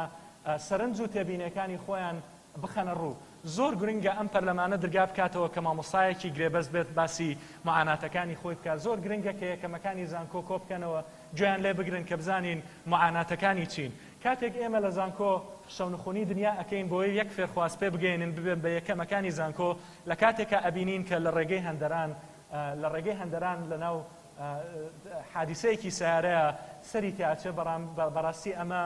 هەست دەکەین خەسارەتێکی گەورەیە بۆ کوردستان. لە کۆتاییە تەنها هیوادارم بمبورە هیوادارم کە ئەو دەرگایە بکەنەوە خەڵک بتوانێت بە ڕێژەیەکی ئاسۆیی خەڵکێکی زۆر بەشدار بێت. پزیشکە بەڕێزەکان یاساناسەکان ئەندازیارەکان بێن قسە بکەن و ئێوەش گوێیان لێ بگرن. ئەمە بەڕاستی کاریگەریەکی ئێجگار گەورەی هیوادارم لەسەر ڕۆڵ و مەکانەتی پەرلەمان بێت لەناو کۆمەڵگەی کوردیە. باشه ده درفت دن سرکاتی پارلمانی اگر تبینی سروان آخفتنه هبن بری از درفت بدم بسیار آجگ من ویا ویتشته تاکید کن برای سرکا پارلمان اشاره داد هر بیرو بوچونه که کما بحث کریه شواز اکادمی بیا رایا میا تا که کسیه دور از رایا پارلمانیان دامو دزگهن حکومی زور سپاس برای کاکه من هورامی و تبینیه کوان مشکی درفت دین بومای 15 خلکا هر بسیار تبینیه که بد کرم بەناوی خوای گەورە میهرەبان پێشەم شتێک زۆر سوپاس بۆ ئامادەبوون و بەشداری هەریەک لە ئێوەی بەڕێز و خۆشەویست. بەناوی سەرۆکایەتیەوەمانوێت تەکید لەوە بکەینەوە کە ئەسڵەن هەر فکرەی دروستکردنی ئەم پانێڵێمە لە سەرۆکایەتی بە لیژنەی پەیوەندیەکان تەرحمان کرد لەگەڵیان کە بیکەن. من لێرەوە داوا لە هەر هەژدە لیژنەکەی تریشەکەین بۆ ئەو بابەتانەی کە تایبەتمەندن زۆر ئاساییە ماتوانین هاوکاریان بین هۆڵەکانی پەرلەمان لێرە بێنە لە شوێنێکی تر بێت لەسەر بابەتە تایبەتمەندەکان پانێڵ بکەنەوە خەڵکی پسپۆرت داوەتکان سوود لە وزە و توانەکانیان وەربگرن. بۆ ئەمە پێشنیارێکی بەجێ و ئێمە وەکو سەرۆکایەتی پێشتر ئامادە بووین و ئێستش ئامادەین و لە ئایندەشە ئامادەین. خاڵێکی تر ئەگەر بەدەر لە پێگەی جێگری سەرۆکی پەرلەمان و پێگە حیزبی و سیاسیەکەی تەنها بۆ ئیزافەیەکی معلومات لەسەرەوەی کە ئایا هەڵبژاردنەکانی عێراق ئەکرێت خەریتەی سیاسی چۆنە بێ ئێمە چۆن مامەڵەیان لەگەڵا بکەن. ئەمە سێ پرسیاری زۆر گرنگن تەنها بۆ ئیزافەی معلوماتەکان. بەڕێزان ئێمە حەز ناکەم ناوەکەی بەرم بەڵام بەرپرسێکی باڵای عێراقی لەم زوانە بە قیاداتی ئێمەی وتوە ئێمە ڕۆژی 5/10/2021 کۆبوونەوەیەکی گەورە ئەەکەین لە بەغدا تەقیمی وەزعەکەین. زانیمان وەزعەکە هی ئەوەیە هەڵبژاردنەکە ئەەکەین. زانیمان وەزعەکە هی ئەوەنی هەڵبژاردنەکە ناکەین. بۆیە ئەگەری هەڵبژاردن بکرێ و نەکرێت 50/50. بەڵام لەگەڵ هەردوو حاڵەتەکەی بکرێت یان نەکرێت هاوڕان لەسەرەوەی کە دۆخەکە بەرەو ئاڵۆزی ئەچێت. چونکە ئێمە لە دراساتی مستەقبەلی سێ سیناریۆی مستەقبەلی هەیە. ئایا دۆخی مەوجود وەکو خۆی ئەمێنێ یان ئەم دۆخە خراپتر ئەبێت یان دۆخەکە بەرەو باشتر ئەڕوات. ئەگەر ئێمە سەیری خەریتەی سیاسی ئێستای ناو شیعەکان بکەین دابەش بوون بەسەر 5 لایەنی زۆر سەرەکیە. لایەنی هەرە بەهێزیان سەدرەکانن، لایەنی دووەمیان تەحالف فتح و ئەو حەشدی شعبیانن کە لەگەڵیان، لایەنی سێمیان عەمار حەکیم و عەبادین ئەو تەحالفەی ئەو پێڵن تەحالف القیوە الدەولە کە هەیە. خاڵی چوارەمیان لایەنی چوارەمیان ئەو هێزە لیبراڵە مەدەنیانن کە لە دەرەوەی ئەحزابی ئیسلامی سیاسی شیعەن. پێنجەمیان کە لاواسترینن تشرینیەکانن، ئەوانەی ڕاپەڕین و شۆڕشەکانیان کرد ئەوان بۆ خۆیان توانیان خەریتەی سیاسی بگۆڕن، قانونی انتخابات بگۆڕن، فەرزیکان هەڵبژاردنی پێشوەخت بکرێ. بەڵام لەبەر نامونەزەمیان لەبەر نەبوونی تەنزیمێکی سیاسیان و خیبرەی قیاداتی سیاسیان ئێستا نامونەزەمترین هێزن بۆیە لە دەستکەوتی شۆڕشەکانی خۆیان و قوربانی 600 کەسیان کەمترین دەستکەوتی سیاسیان دەسەکەوێت بۆیە لە خاریتەی سیاسی انتخاباتی ئایندەی عێراقیا لەناو پەرلەمانی عێراق کەمترین نوێنرایەتیانە بێ. لەناو شیع سونەکانیش سێ جیهەتی سەرەکی هەن. تەحالفی حەلبوسیت هەیە، تەحالفی نوجێفید هەیە، تەحالفی ئەبوو مازنت هەیە، لەگەڵ هەندێک گێزی تر. تەحالفە کوردیەکانیش واضحن. بۆیە بەڕێزان ئێمە پێمان وایە ئەگەر بە تیۆری بەراوردکاریش تەحلیل لێ بکەین بۆ نەتیجە دوای ئینتیخابات بکرێت یان نەکرێت عێراق بەرەو ئاڵۆزی ئەچێت، لە هەڵبژاردننی مانگی 5 2010 عێراقێک شیعەیەک کە دوای تێکشکاندنی داعش بە هێزێک و توانایەکی زیاتر لە ساحەکە بوون زیاتر لە چەندین مانگی خەیان نەیانتوانی لەسەر پاڵێوراوێک ڕێککەون لە هێزە براوەکان تا حکوومەت پێکبێنێ بۆیە عادل عەبدولمەهدییان هەڵبژارد. عادل عەبدولمەهدی پشتیوانی سیاسی نەبوو بۆیە لایەن بەر ئێستا بەڕێز کاظمی هەیە بەبێ هیچ پشتیوانێکی سیاسی بۆیە بەم دۆخەی کە ئێستا عێراقی پیاتێ ئەپەڕێت بە دۆخە سۆسیۆ ئابوووریەکەی لە مانگی 7 و 8 و 9 فراوانی بێکاریەکەی نەبوونی کارەبا نەبوونی خەدەمات ئەو دۆخە ئیقلیمیەش کە لە ئاراهەیە هەموو ئەمانە ئاماژەی ئەوەن کە ئەگەر هەڵبژاردن بکرێ و نەکرێ عێراق بەرەو ئاڵۆزی ئەچێت چونکە ئەگەر بکرێت سەدر براوە بێت هێزەکانی تر ئامادەنین ئیعتراف بەو دۆخە بکەن بەرەو ئاڵۆزی ئەڕوات ئەگەر نەکرێت سەدر قبول ناکات چونکە پێی وایە کە ئێستا توانێت زۆرترین کورسی بباتەوە زۆریش تەجیل ببێت بۆ مانگی 4 بێت بەڵام لە ئێستا تا مانگی 4 قسەیەکی لینین هەیە ئەڵێ جاری وا هەیە بە دەیان ساڵ هیچ ڕووداوێک ڕوونایەت بەڵام بە هەفتەیەک بەشی دەیان ساڵ ڕوودا و ڕوئەت لە هەردوو حاڵەتەکە ئێمە لەگەڵ ئەوەین هانی حیزبە سیاسیەکانی شەین کە ئەگەر بەداخەو نەتواندرا پێش هەڵبژاردن تەحالوفێکی کوردستانی سیاسی چەترێکی کوردستانی دروست بکرێ ومانی تیابین بەڵام دوای هەڵبژاردنەکان چەترێکی کوردستانی هەبێت لەسەر خاڵە سەرەکیەکان ڕێککەوین ئایا چارەنووسی ناوچە کوردستانەکان بەکوێگەن بەشی هەرێمی کوردستان بە چیەگا ئەو هێزەی حکوومەت پێکێنێ ئەولەویەتە حکومڕانیەکەی کامە ئەبێ ئەگەر لەسەر ئەمانە ڕێک نەکەوین پێمان وانە بێت یەکێتی گۆڕان بەتەنها ئەتوان لەگەڵ تەحالوفی حەلبوسی و حەکیم ئەتوان حکوومەت دروستکەن و ما باقی شیعە و سونە و کوردستانی لە بەرچاو نەگرن یا پارتی پێی وا بێت لەگەڵ سەدرەکان و نوجێفی و حەلبوسی ئەتوانێت حکوومەت تەشکیل کە و ما باقیەکەی تر لە بەرچاو نەگرێت بۆیە تکاکەین بە ڕێزان کە گرنگە بە عەقڵێکی کراوەی کوردستانیانە مامەڵە لەگەڵ هەموو سیناریۆکان بکەین بەڵام سیناریۆی گرنگ بەپێی هەموو ئاماژەکان سیناریۆی ئاڵۆزین و بێ خۆمان بۆ هەموو ئاڵۆزیەکان حازر دەست خۆش زۆر سپاس هەر برادێکی پرسیارێک هەبێت دکتۆر مەدحەت کاک ئیدریس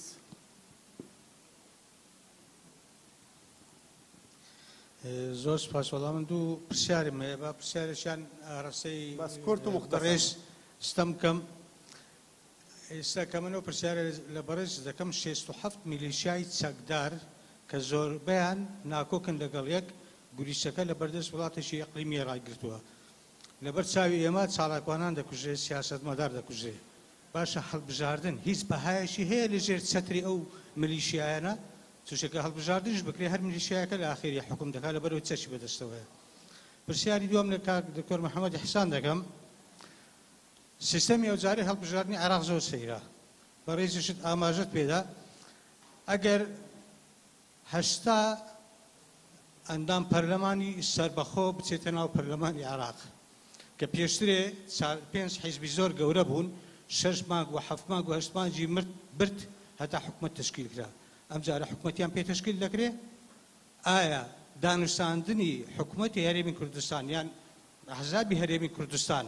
زۆر قورستر نابێ ئایا بچی لەگەڵ تاک بە تاکی 80 نەفەریش کۆ بێتەوە بێزگە لە ئەو حیزبانی کە پەرتو بڵاوبوونە زۆر زۆر سپاس کاک ئیدریس کەرەم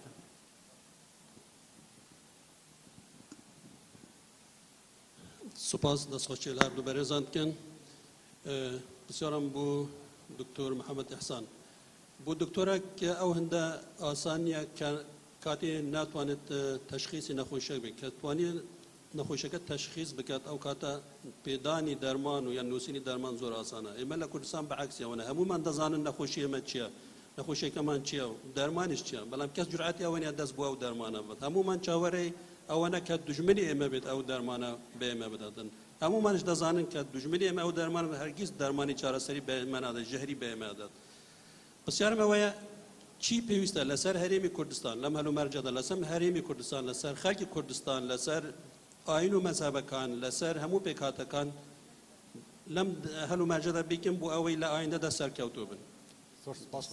هەواڵێک دی پرسیارێک نییە زۆر سپاس چەند پرسیارێک بین دوو پرسیار بۆ جنابێتە بین دوو پرسیار بۆ کاکستان جا دکتۆر کەرەم کە بۆ دکتۆر مەدحەت تشکیلی حکومت لە عێراق لە دوای هەڵبژاردنێک لەم وڵاتە کێشەیە بەڕاستی لەبەر هەندێ شتی فەنی قانونی هەندێ جواب هەندێ پرسیار هەیە نەک ئێمە لە کوردستان جورعەتمان کردیە جوابی بدەین نەک بەغا جورعەتیەکە جواب بدات مەجموعەیەکی پرسیاران زۆربەی ئێمە ئەزانین چنە لە بەغا کوتلەی گەورە کێیە و کێ نییە تا ئێستا ئەم پرسیارە تەحویلیان کردیتەوە بەڵام 80 کەس بوو معلوماتی جەنابەت لە مستەقلینەکان ناچنە پەرلەمان ئەمجار باخۆ زۆر تەوەقعی تەغییر نەکەین تەغییری ئەمجار لە عێراق ئەگە 5% بێ شتێکی زۆر باشە دکتۆر توی سیستم جو سانە پتر احزابت مازن کورسیا بدەست بینن سیستم وایە خەریتە سیاسی وایە عەقڵی گۆڕاوە مستەقلین زوو پەرلەمان لە بەغا وەسیلەیەکە بە سەراحەت قسە بکەم وەسیلەیەکە بوو فەساد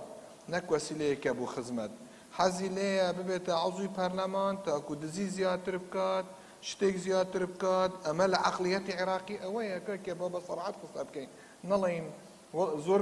زۆربیان ئەمەن خەڵکێکی هەنە بەڵام بەڵێم زۆربیان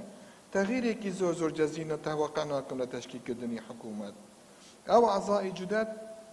حقیقت زۆر نابن دێبن لە پەرلەمانی ترسەکە نە ئەون ترسەکە ئەوەیە ئەوەی جیلی سیەمی حزبە سیاسیەکان کە چۆن تەعاملەکە لەگەڵ کێشەیەک نازانێ جوغرافیای کوردستان چییە نازانێ تاریخی کوردستان چییە نازانێ سەدام حوسێن چییە وازانێ دیموقراتی عەمامە و دیژداشەیە یان داعش و سەیفە ترسەکە لەوەیە من ترسەکەی من خۆزگە ئەگەم سەقفەکە بێت عەشایری بێت ئەکادمی بێت ریاضی بێت بارز بێت مستەقل بێت تەعامل لەگەڵ ئەوی نەدیرە تا حەدێک سەهلتر ئەبێت بۆ ئەو کابرایەی کە تازە هاتی تۆ خەڵی سیەم ئەگە سەیری بکەیت لە ناوبەینی سونە و شیعە کاریسەیە کورد لە چەرچی ئەمە خیارێکدایە بزانی من بریارم داوە کە ئەکادمی قسە بکەم نەک وەکەوتر ئێمە لە قۆناغێکی زۆر جار زۆر پرسیار هەیە کە قسەم کرد ئێمە حەزمان لێ نەگیرێ جواب بدەین وەقت هەندێک جار جوابی پرسیار خۆی فەرسەکە لەسەر تۆ ئەمڕۆ لە هێرشەکانی پەکەکە خۆی فەرسی کردێ لەسەر تۆ کوردستانیەکی کوڕەکەی خۆتە پارێزی یان کوڕی براکەت خۆتە پارێزی جوابی خۆ بدە لە 92 تا ئێستا تۆ ڕائەکەی لەم پرسیارەکەکە جوابی پرسیارەکەی خۆ بدە کاکە من کوڕی خۆم ناکەمە کەچی خۆم ناکەمە قوربان بۆ کوڕی براکەی خۆم دنیاش بهێژم ئەم پرسیارە پێویستە کوردستان جواب بدەن لە هەڵبژاردنیشدا ئایا تۆ ئەچی مەسلحەی حزبەکەی خۆت یان مەسلحەی کوردستانی پێکەوە یان چاوت لە پۆستە لە بەغا یان چاوت لە کێشە ناوەجابراکانە لە حەلی کێشەکانە بەجەزری پێویستە جوابی پرسیارەکانی خۆمان بدەین هەموو پرسیارێک تەرێک ئەخیرا فەصڵە بی لە مەدرسە سپاس کاکستان تجربه کردم که دو بسیاری بوده سر کشتنا شواز هەڵبژاردن و کشتنا چالک وانە بڵێ نووسیمە سەرەتا سپاس بۆ سەرۆکایەتی پەرلەمان کە پشتگیری پێشنیارەکە تەڵەبەی ماجستێر بوو من پۆست دۆکتۆران دەکرد لە عینی زانکۆ پێکەوەمان تەڵەبە بوو هەم لە یەکسیتر ڕاستەوەیە سپاس بۆ ئەوەی کە پشتگیری پێشنیارەکەکەن و هیوادارم سەرجەم فراکسیۆنەکان و پارتە سیاسیەکانیش پشتگیری ئەوە بکەن و ئەو دەرگایە بۆ هاوڵاتیان بکرێتەوە من هۆکاری ئەوەی کە ئەو پێشنیارەکەم پەیوەندی بەوە هەیە کە لە فکری سیاسی مۆدێرنە دکتۆرە زانێک کە اختصاسەکەم لە دەرەوە ئەوە بووە ئێستا لە دنیاە هەندێک خوێندنەوەی نوێ ئەکرێ خوێندنەوەی نوێ ئەکرێ و ڕۆڵی دامەزراوەی پەرلەمان لە چەند ئاراستەیەکەوە کەوتۆتە ژێر پرسیارەوە یەکێک لەوانە مەسەلەی هاتنی کەرەستە تەکنۆلۆژیەکانە ئێستا هاوڵاتیەک ئەتوانێت زۆر بە ئاسانی پۆستێکی فەیسبوک بکە وەکو مەسەلەی سپید وەکو خێرایی زۆر زیاتر دەتوانێت دەنگی ڤیدۆی بگا بە خەڵک لە کاتێکا دامەزراوەکانی پەرلەمان هێشتا کۆ نەبوونەتەوە ڕەنگە چەند هەفتەیەکی تر کۆبنەوە بۆی قسە لەسەر پرسێ بکەن بۆی ئێستا هاوڵاتی بە چەند هەنگاوێک وەکو خێرایی گەیاندنی پەیامەکانی لە پێش موسساتە فەرمیەکانەوە هەیە ئەم موسسەیەی کە ناوی دیموکراسێتی نوێنەرایەتێ ریپرزنتەتیڤ دیموکراسی ئەمە بۆ سەدەی 16 و 17 زۆر نوێ بووە زۆر نوێ بوو کە ئەو کات کە ڤۆڵتێر هاوارێ کرد وان مان وان ڤۆت یەک پیا و یەک دەنگ ئەمە بۆ ئەو کات زۆر نوێ بوو بەڵام ئێستا چیتر ئەو نوێگەریەی لەدەستداوە ئێستا قسە لەسەر ئەوە کرێ کە موسساتی پارالێل بە پەرلەمان دروست کرێ و هەندێک موسسات دروست کرێ کە هاوڵاتی خۆی بە سیفەی هاوڵاتی بوو بینی و هەندێک جار لەسەر ئەساسی یانسیبێک بڕاتە یانسیبێک و دەرفەتی بن خەڵکێک بێتە پێشەوە ئەوان ڕایان وایە هەندێک تێگەیشتن لە فکری سیاسیە هەیە کە ڕای وایە ڕەنگە ئەو مۆدێلە سەرکەوتوتر بێ لەوەی کە بۆ نمونە بە چەند سەد دەنگێک یان بە چەند هەزار دەنگێک کەسێک بچێتە پەرلەمان لەبەرەوەکردنەوەی دەرگا بۆ هاوڵاتی کە خۆی بێ قسە لەسەر خەم و مافەکە داخوازەکانی خۆی بکە پرۆسەیەکی ئەجگار گەورەیەوە واکە پەرلەمانی کوردستان پێش ڕووداوەکان بکەوێت ئەگەر بچێتە سەر سەبارەت بۆ پرسیارەش ئوستاز بەڕاستی پرسیارێکی زۆر دقیقە. ئەگەر تۆ لە منە پرسی ئایا پرۆسەی سیاسی و پرۆسەی هەڵبژاردن مانایەکی هەیە کاتێک کە دۆخی عێراق بەو جۆرەیە ئەوەنە میلیشیامان هەیە، بەدڵنیاییەوە نەخێر. بۆ لەبەرەوەی سیاست مامەڵە لەگەڵ قسەکردن و ئایدیا و ئەفکارە ئەکە. سیاست پرۆسەیەکی سلمیە. ئەو کاتێک کە چەک قسە ئەکا سیاست ئەمرێ. چەک و سیاست پێکەوە لە ناو پرۆسەیەکە کۆک نابن. تۆ ناکرێت محاسبەی گەنجێکی تشرینی بکەیت لە ساحەی تەحریر بڵێ ئەم ناتوانێت تەسیری لەسەر پرۆسەی سیاسی لە عێراق هەبێ، ناتوانێت بێت ململانەی سیاسی بکات. لە کاتێکە ئەوەی کە ئەو ململانەی سیاسی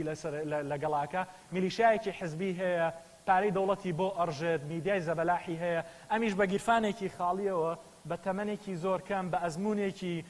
زۆر متەواضعانەوە بە سکێکی برسیەوە یەت منافساکە. بۆیە لە عێراقا سەیری بارودۆخی ئەم چەند ساڵە بکە هەتاوەکو یەک ترێندەکە بەم جۆرەیە. خەڵک کەمتر بەشداریەکات، بارودۆخی سیاسی و ئەمنی خراپترە بێت، تەداخلاتی ئیقلیمی زیاترە بێت، دوای هەموو هەڵبژاردنێک پرۆسەی پێکەنانی حکومەت عەرقەلەی تێکەوێ و هەندێک جاریش نوعاً ما پاشەڵ سیڤڵ وۆ، یعنی شەڕی ناوخۆی محەدەد ڕوئەیەت. لەبەرەوە لەو جێگایی جارێکی تر ئەڵێمەوە لەو جێگایی کە چەک قسە ئەکا سیاست ئەمرێ بەو تعبیرە لەسەر ساسی ئەو تعبیرە نەخێر بەی جۆرێک. کاک دکتۆر ئەس دەیەک پرسیارە کورد بۆ هەردووەکەم بەس دێرەکێک کورد بە 2025 بۆ کوردستانê بەرەو عێراقê بۆ ئایندەکە گەشە یان ئایندەکە ڕەشە. هەکەر عێراق ما ئایندەیەکی گەشە، هەکەر عێراق نەما کوردستانێکی نییە. ڕەشبینی و گەشببینی نییە لە سیاسەتە. پەیوەندی بەوە هەیە کە چیەکەیت لەم ڕۆیە و چیە چنیتەوە سبەینێ. زۆر سپاس بۆ vê derfetê سپاس بۆ ئامادەبوونا، سپاس بۆ گۆداریەوە نوکە derfetê din بۆ برادرên dîcikya panelê piştîş bû. زۆر سپاس.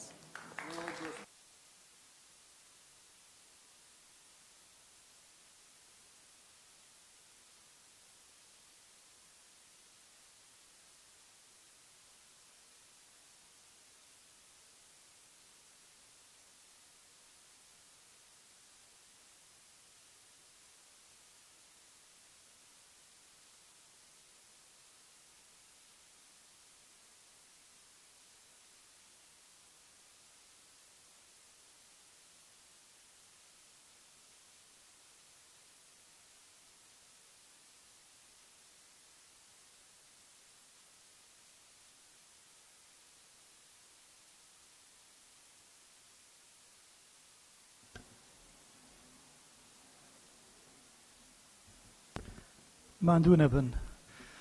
دوای نیوەڕۆیەکی زۆر درەنگە لێرە ماونەتەوە عنی مەسەلەکانمان ئینترێستە، زۆر خۆشحاڵم. بەڕێز مامۆستا ئەبوبەکر بفەرموو لەگەڵ دکتۆر سەباح سوبحی بفەرمون سەرستەیج. حەزەکەم ئەوە بڵێم ئەم ماندووبوونی ئێوە بەزایە ناچێ، هەروەها بیرۆکەی ئەم دیبێتەمان هەر لەو ڕوانگەوەیە کە ئێرە شوێنی گەلە. پێم خۆشحاڵم کە بەردەوام بێت. حەزەکەم بڵێم دیبێتەکە شێوازەکەی ئەگۆڕم بەو دەسەڵاتەی کە هەمە لە پێشەوەی کە میوانەکان قسە بکەن. من بۆ خۆم لە لای خۆم یەک لایەنە بڕیاری ئەو ماوە دەرفەت بە میوانەکان بین بیر و ڕای خۆیان بڵێن هەر یەکێک لە پانەلیستەکان 5 دقە بۆی ئەو ئیزعاجیە دروست نەبێ کە مەلەل دروست بێ. سپاس.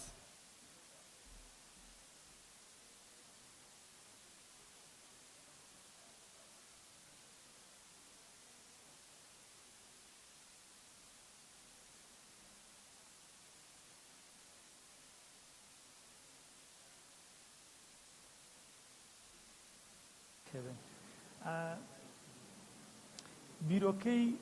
ئەوەی کە لە دیبێتێکا دانیشن لە ناو پەرلەمانە وەکو برادەرەکانیش وتیان بۆ ئەم پەرلەمانی ئێمە تازەیە، لەبەر ئەوە من پێم باشە بۆ خۆم 5 دقە بە 5 دقە بۆ بەڕێستان هەرێک لە بەڕێزان مامۆستا ئەبوبەکر و دکتۆر سەباح لەسەر ئەم تێزە بدوین ئایا یەکلایەنەیی یان تێکشکانی ئەو هێزانەی کە هەمانە یان بەڵێ پەراوازەی ئەم هێزانەی ئێمە چی لە وڵاتەمان کردووە؟ ئایا هیچ شتێکی تر ماوە ئەزمون وەربگرین؟ ئایا بۆ خۆمان بەس نییە ئەم هەموو شەهیدە و ئەو هەموو قوربانی و ئەو هەموو ئەزمونە ناخۆشەمان بینی ئایا تا ئێستا سوودمان لەوە بینیوە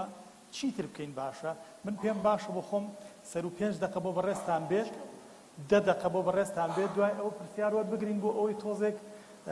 حکمی گەل بۆ گەل بێ باش نییە بەفەرمەوە مامەستا بکرد بناوی خوای بەخشندەی میهرەبان سپاس بۆ پەرلەمانی کوردستان سەرۆکایەتی پەرلەمان بۆ لیژنەی پەیوەندیەکانی دەرەوە و دکتۆر ڕێبوار سەرۆکی لیژنەکە خۆشحاڵم لەگەڵ دکتۆر بەشداریەم پانێڵاکەین پەرەوازەی هێزە سیاسیەکانی کوردستان و کاریگەری لەسەر مانەوە و نەمانەوە بەهێزی و لاوازی قەوارەی هەرێمی کوردستان وابزانم زۆر حیکات و شتی ناوێت کە جەدەلێتێکە ڕاستەوانەیە یەکیان ئەوی تر تەواوەکان ئەوی تریشیان ئەوی تر لاوازەکە بەڵام بەداخەوە ئێمە تا ئێستا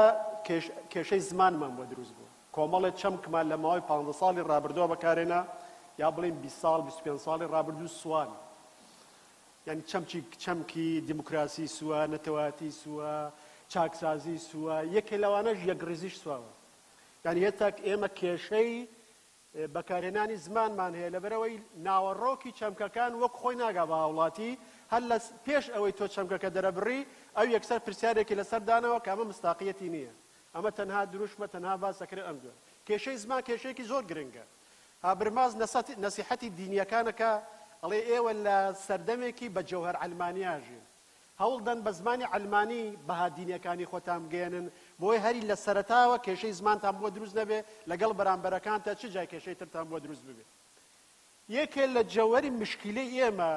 کە عەقڵمان بیرکردنەوەمان مرەکەب نییە بیرکردنەوەیەکی سادەیە ئاوێتەیی نییە واتە ناتوانین ئەم شتە و ئەو شتە لێک بین بەرەنجامێکی سێمی لێ دەربێنین بۆی بگەین بە چارەسەر یا ئەمە یا ئەوە یا دنیا یا قیامەت یا دیموکراسی یا یەکێتی نیشتیمانی یا دەسەڵاتێکی بەهێز یا ئازادی نابێ من مناقەشەم بوو لەگەڵ کۆمەڵە خەڵکێکی بەڕێز لە سەروبەندی باسوخواسی دەوڵەتی کوردستانە ئەیانتوانی لە کوردستانە ئامانجی لە پێشینە ئازادیە نەک دەوڵەت وتم پێم سەیرە ئێمە لە سەردەمێکە ژین ئایا لە دەرەوەی چوارچێوەی دەوڵەت شتێکێ بە ناوی ممارەسەی ئازادی تۆ گەر دەوڵەتێکن نێ لە کوردستانە ناچارنی بە حکمی واقع بە حکمی قانونی گشتی نێودەوڵەتی لە چوارچێوەی دەوڵەتی عێراقا مەحکومنی بە چوارچێوەی دەوڵەتی عێراق ئیتر چۆن تۆ ئازادی دابڕی لە دەوڵەت چۆن تۆ ئازادی دابڕی لە دەوڵەت لێرەوەیە ئێمە کە باسی یەکڕێزی نیشتیمانیەکەین باسی پەردبوونی عەقڵمانەکەین ناتوانانی شتەکان لە چوارچێوەیەکە کۆکەینەوە چکم ئەوەی ئەبێ کۆیکەینەوە خۆی دابەش بووە ئێمە لە چوارچێوەی دیدی نیشتیمانی پرۆژەی نیشتیمانی یانی چی لە ژێریەک ئاڵای هاوبەشە یەکسانین پێش هەر شتێ هاوڵاتی کوردستانی کوردستانە ماڵی گەورەی هەمومان هەرچیەک بێ زمان و دین و بۆچونمان ئەمە بەشێکە لەو شیعرەی براتان بۆ بەدیلی ئەی ڕەقیب دانەوە بە هەمان ئاوازی ئەی ڕەقیب ئایا بە هەمان ئێمە پێش ئەوەی موسڵمان بین پێش ئەوەی کاکەی بین پێش ئەوەی مەسیحی بین پێش ئەوەی ئیسلامی بین عەلمانی بین کوردستانی یەکەم پێناسمان کوردستانی بوونە نەخێر کێشەیەکی گەورەی ئێمە بەداخەوە کە تیۆرسینەکانی بواری نەتەوە سازی ئەڵێن نەتەوە چییە شتێکە لە نێوان دوو شتە ناسنامەیەکی خواردنەتەوەی هەیە خێڵە ناسنامەیەکی سەرنوەتەوەی هەیە ئیمپراتۆریەتە ناسنامەیەک لەو نێوە ڕاستا هەیە کە دەوڵەتی نەتەوایەتی نوێ بەرجەستەیەەکە کە ناسنامەی نەتەوایەتیە ئێمە خێڵمان نییە بەس خێڵی مۆدەرمان هەیە بەداخەوە حیزبەکان ڕۆڵی خێڵە بینن بەداخەوە پارتەکان ڕۆڵی خێڵە بینن بەداخەوە ناهێڵن ناسنامەیەکی کوردستانی یەکگرتووی نیشتیمانی لە ئەم وڵاتەیە دروست ببێت بۆ یەکێ لەو شتانەی کە لە بەرەنجامی پەرەوازەی شێواوە چەمکی نیشتیمانە چەمکی هاونیشتیمانێتیە چەمکی گەلی کوردستانە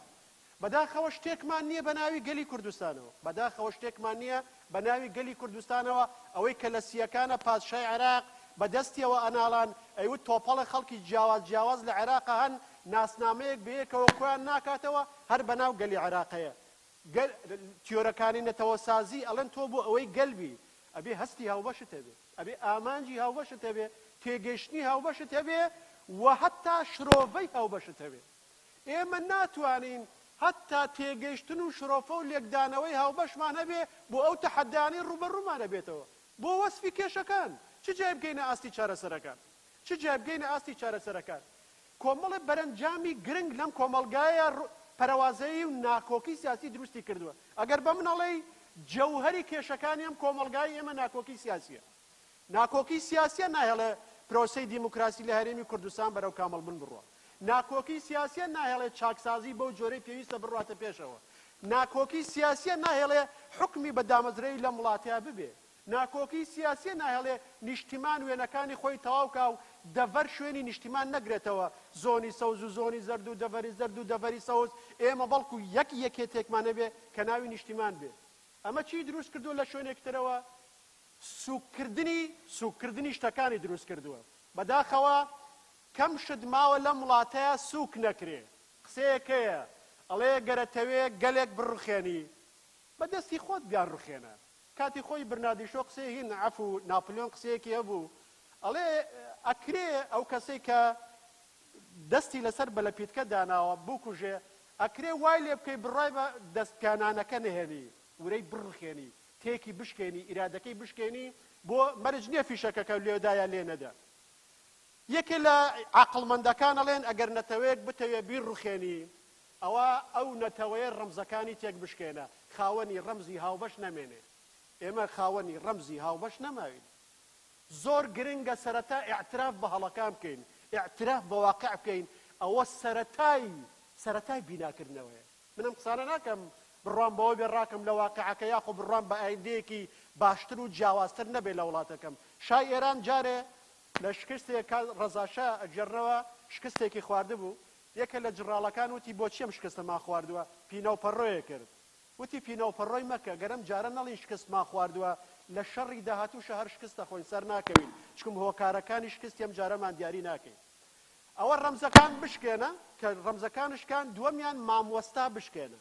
پرۆسەی پەروەردە بشکێنە لە ڕێژکاندنی پێگە و شکۆی مامۆستاوە سێمیشان دایک بشکێنە خێزان بڕخێنە لە ڕێی گاڵتەکردن و سوکردن بە ڕۆڵی دایک لە ناو خێزان و لە ناو کۆمەڵگایە بەداخەوە ئەمە دەستە کوشتەی جەمعیە ئێمە لە ئاستی جیاوازە هەرسێکێکەکەین لە ئاستی کەواتە خۆمان ڕەمزەکان دام و دەستگاکە پەرلەمان سوکێکەین پەرلەمانتان سوکێکەین حکوومەت سوگەکەین پارت سوگەکەین ڕەش سوگەکەین هەموو شتێک سوگەکەین قەینا ناپیرۆز پیرۆزی لێدارنی یەکێ لە وەزیفەکانی فکری ئیسلاحی عەقڵی ئیسلاحی ئەوەیە کوێ ناپیرۆزە بە زۆر پیرۆز کراوە پیرۆزی لێدارنی بەڵام پیرۆزیەک کە خۆی پیرۆزە سوکیکەی ئیترەوە ئەوە کۆتایی قیەم و ئەخلاقە ئەوە کۆتایی بڕوانەبوونە بە چوارچەوەی هاوبەش کە لەم وڵاتەیە دروستی کەی لە ڕاستیە بۆ ئەو شتانەی دروستیکەی یەکێ لەو شتانەی تر بێمتمانەییە ئێمە بە گاڵتە باس یعنی بە قورسی دەست نادەین ئەم شتانە زۆر بە ئاساییە بینین بڵین وەڵام متمانە لە نێوان هێزەکان نەماوە متمانە لە نێوان خەڵکی و حکوومەتان نەماوە متمانە لە نێوان خەڵکی و خەڵکیان نەماوە فۆکۆیاما لە قسەیەکی ئەڵێ کۆتایی متمانە لە هەر کۆمەڵگایەکە کۆتایی ئەو کۆمەڵگایە ئەو کۆمەڵگای هەڵوەشاوە ئەو کۆمەڵگایە لە بەردەم ڕوخانایە کۆمەڵگا ئەبێ بە دەوری مقدەسا کۆ بێتەوە ئەوەی کۆمەڵگای کوردستان هێشتۆتەوە پاشماوەی ئیسلام و ئەخلاقی کوردەواری و دینەکان و ئەم شتانەیە بابزانی یعنی جۆرە لە مقدەس جۆرە لە قێمی کوردەواری جۆرە لە دین جۆرە لە ئەخلاق ماوەتەوە کەواتە پێغەمبەر دووردی خوای لەسەر بێ لە فەرمودەیەکە ئەفەرمێ کاتێک خەڵکی متمانە بە یەکتر نەما کۆتایی ژیانی مرۆڤەکانە کۆتاییە تەواو مادام مرۆڤەکە چکم کۆتایی متمانە کۆتایی ئەخلاقە کاڵی کۆتایی نەما یعنی ئەخلاق نەما ئەگەر من متمانم بە تۆ نەمێ و بە تۆش نەبێ و بە تۆش نەبێ و بە تۆش نەبێ چۆن بژیم یعنی بەشێ لەوەی من تەحملی ژیانەکەم بڕوان بە ئەخلاقی تۆ هەیە بڕوان بەوە هەیە تۆش لەبەر ئەوەی لانی کەم خۆت بە ئەمانەت بژی خۆت بە سەربەرزی خۆت بە شەکۆ بژی من ناشکێنی دز لە من ناکەی پیلانی کوشتنی من نییە پیلانی سوکایەتی من نییە کەمە مەسەلەی سێم مەسەلەی نائومێدبوونە کە ئێمە زۆر بە ئاسایی مامەڵەی لەگەڵاکەین کە ژەهرە نائومێدبوون ژەهرە ئێستا ئێمە لە دۆخی نائومێدیاژین لە کۆمەڵگای خۆمانە چی خەڵک نائومێدەکە چی خەڵکێک نائومێدەکە لە خۆی لە کەسایەتی خۆی لە خودی شارستانی لە خودی نەتەواتی لە خودی فکری لە حیزبەکانی لە سەرکردەکانی لە ڕەمزەکانی یەک ئەو ناکۆکیە بەردەوامانەی جنین سکرتێری نوێنەری نەتەوەکان لێک چەند جوانوتی وتی دووبارە بوونەوەی بێتامی ڕووداوەکان لە کوردستانە بترسن ڕۆژێک کۆمەڵگای نێودەوڵەتی لێتان بێزار بێ لە مامەڵەکردن لەگەڵتانە پێشەوەی لە کۆمەڵگای نێودەوڵەتی بێزار بین لە خەڵکی ناو خۆمان بترسین کە بێزار بێ ئەم ڕووداوانە دەیان ساڵە بە شێوەیەکی بێتام تیکرارە بنەوە بە شێوەیەکی بەردەوام دووبارە بنەوە یعنی تۆ لە بازنەیەکی داخراوە دێتوێکی یعنی تۆ فکرت پێ نییە چکم یەکێک لە وەزیفەکانی فکر ئەوەیە کۆمەڵگای ئەگاتە بنبەست ئەبێت دەرچەی بۆ بکاتەوە یەکێک لە ئیشەکانی سەرکردایەتی ئەوەیە کۆمەڵگای ئەگاتە بنبەست ئەبێت دەرچەی بۆ بکەیتەوە بۆچی خەڵک ناومێتە بێ هۆکاری دووەم بڕوای نامێنێ بە توانای سەرکردەکانی لە چارەسەرکردنی کێشەکانی ئەڵێ ئەم سەرکردانە چەندین ساڵ ئەم نخبە قیادیە چەندین ساڵ ئەم کێشانە دێن توانای سەرکردایەتی نییە توانای چارەسەرکردنی کێشەکانی نییە ئیتر من چۆن متمانم پێ بمێنێ خاڵی سێم مەسەلەی گەندەڵی و نەعەدالەتیە نەعەدالەتی ئەسڵەن ناوەوەی کولتوری نیشتیمانی کۆمەڵگایەک هەڵەوەشێنێ ناوەوەی یەکێتی ناوخۆی کولتوری کۆمەڵگایەک هەڵەوەشێنێ کە ئیحساس بە نەعەدالەتی بوو ئیحسان بە غوبن بوو ئەو کاتە لە ڕاستیە ئەو کۆمەڵگایە دووچاری نائومێدیەکی قوڵە بێ کە دووچاری نائومێدی بوو کە ئێستا کۆمەڵگای ئێمە نزیکەی لە 160 بایکۆتی هەڵبژاردننی کردووە بۆ متمانەی بەوە نییە لە ڕێگای سندوقەکانی دەنگدانەوە ئاڵۆگۆڕ بکرێ بایکۆتی پرۆسەی سیاسی کردووە چۆن ئەم خەڵکە ئاش دەکەیتەوە چۆن لەگەڵ یادێتەوە تەبیعی ئەمە کێشەی جوتیاریشمان نییە کێشەی کرێکارمان نییە کێشەی قوتابیمان نییە ئێمە لەم وڵاتە کێشەی ئەفەنی و نوخبەمانەیە کێشەی 3-4 کەسە لەم کۆمەڵگایە ئەم 3-4 کەسە لە ڕاستیە تەوزیفی ئازارەکان و نائومێدیەکان و شتەکانی تری خەڵکەیە بۆیە ئەو تیۆرانەی کە باز دەکەن مەسەلەی دیموکراسی ئەبەستنەوە بە نوخبە بۆ هەندێک کۆمەڵگا لە ڕاستیە زۆر ڕاستە کە مرۆڤ نائومێد بوو شتەکانی بەرچاوەکەوێ هەتا نەتەوەکەی بەرچاوەکەوێ وڵاتەکەی بەرچاوکەوێ قەوارەکەی بەرچاوکەوێ حکوومەتەکەی بەرچاوکەوێ کەم نین ئەوانەی لایەن ئاساییە هەرێمی کوردستان بمێنێ یا نەمێنێ کەم نین کامە تاوانە کامە کوفرە کۆمەڵگایە بمێنێ من خۆم بیرەکەمەوە ئەگەر ڕۆژە هەرێمی کوردستان نەمێنێ چۆنا ئێمە ژینکە یانی کە هەرێمی کوردستان لەم دۆخەی ئێستایە باشترین بژاردەیە بۆ کورد لە هەر دۆخێکی جیا لە هەرێمی کوردستانە هەرێمی کورد بەڵام تۆ کاتێ ناتوانی سەرچاوەی نائومێدیەکانی خەڵک دەستکاریکەی کاتێ ناتوانی لانی کەمی ئەحساس بە عەدالەت و بە متمانە بۆ خەڵک دروستکەی ئەم جۆرە دروست بێت کەواتە سەرچاو ناکۆکیەکانی ئێمە بەیەکەوە نەژیانی ئێمە کاڵین بەیەکەوە ناژین کاڵین پەرەوازی حیزبە سیاسیەکان ئەزانن کوڕی ناگەڕانەوەی بۆ پێش دروستبوونی حکوومەتی هەرێمی کوردستان ئێمە ئەبوویە لە دوای دروستبوونی حکوومەتی هەرێمی کوردستان لە دوای دروستبوونی پەرلەمان ئەم دەستەواژانە بەمانایە نەمانایە ئەبوویە حکوومەت بڕیاریدا بڕیاری هەموو کوردستان بێ بۆ ئێمە کێشەی پەراوازەی ئاساییمان نییە کێشەی فرەدەسەڵاتیمان لە کوردستانەیە ئێمە فرەی سیاسیمان نییە فرەی سیاسی پیرۆزە جوانە بەس فرەدەسەڵاتیمان هەیە زیان لە حکوومەتێکمان هەیە زیان لە دەسەڵاتێکی ناوچەویمان هەیە کێشەی ئەومان هەیە حکوومەتی هەرێمی کوردستان حکوومەتی هەموو هەرێمی کوردستان نییە بە ناوی حکوومەتی هەرێمەوە ئیشەکرێ بەس حکوومەتی هەرێم لە هەموو شوێنە ناتوانێت وەگێگیشکە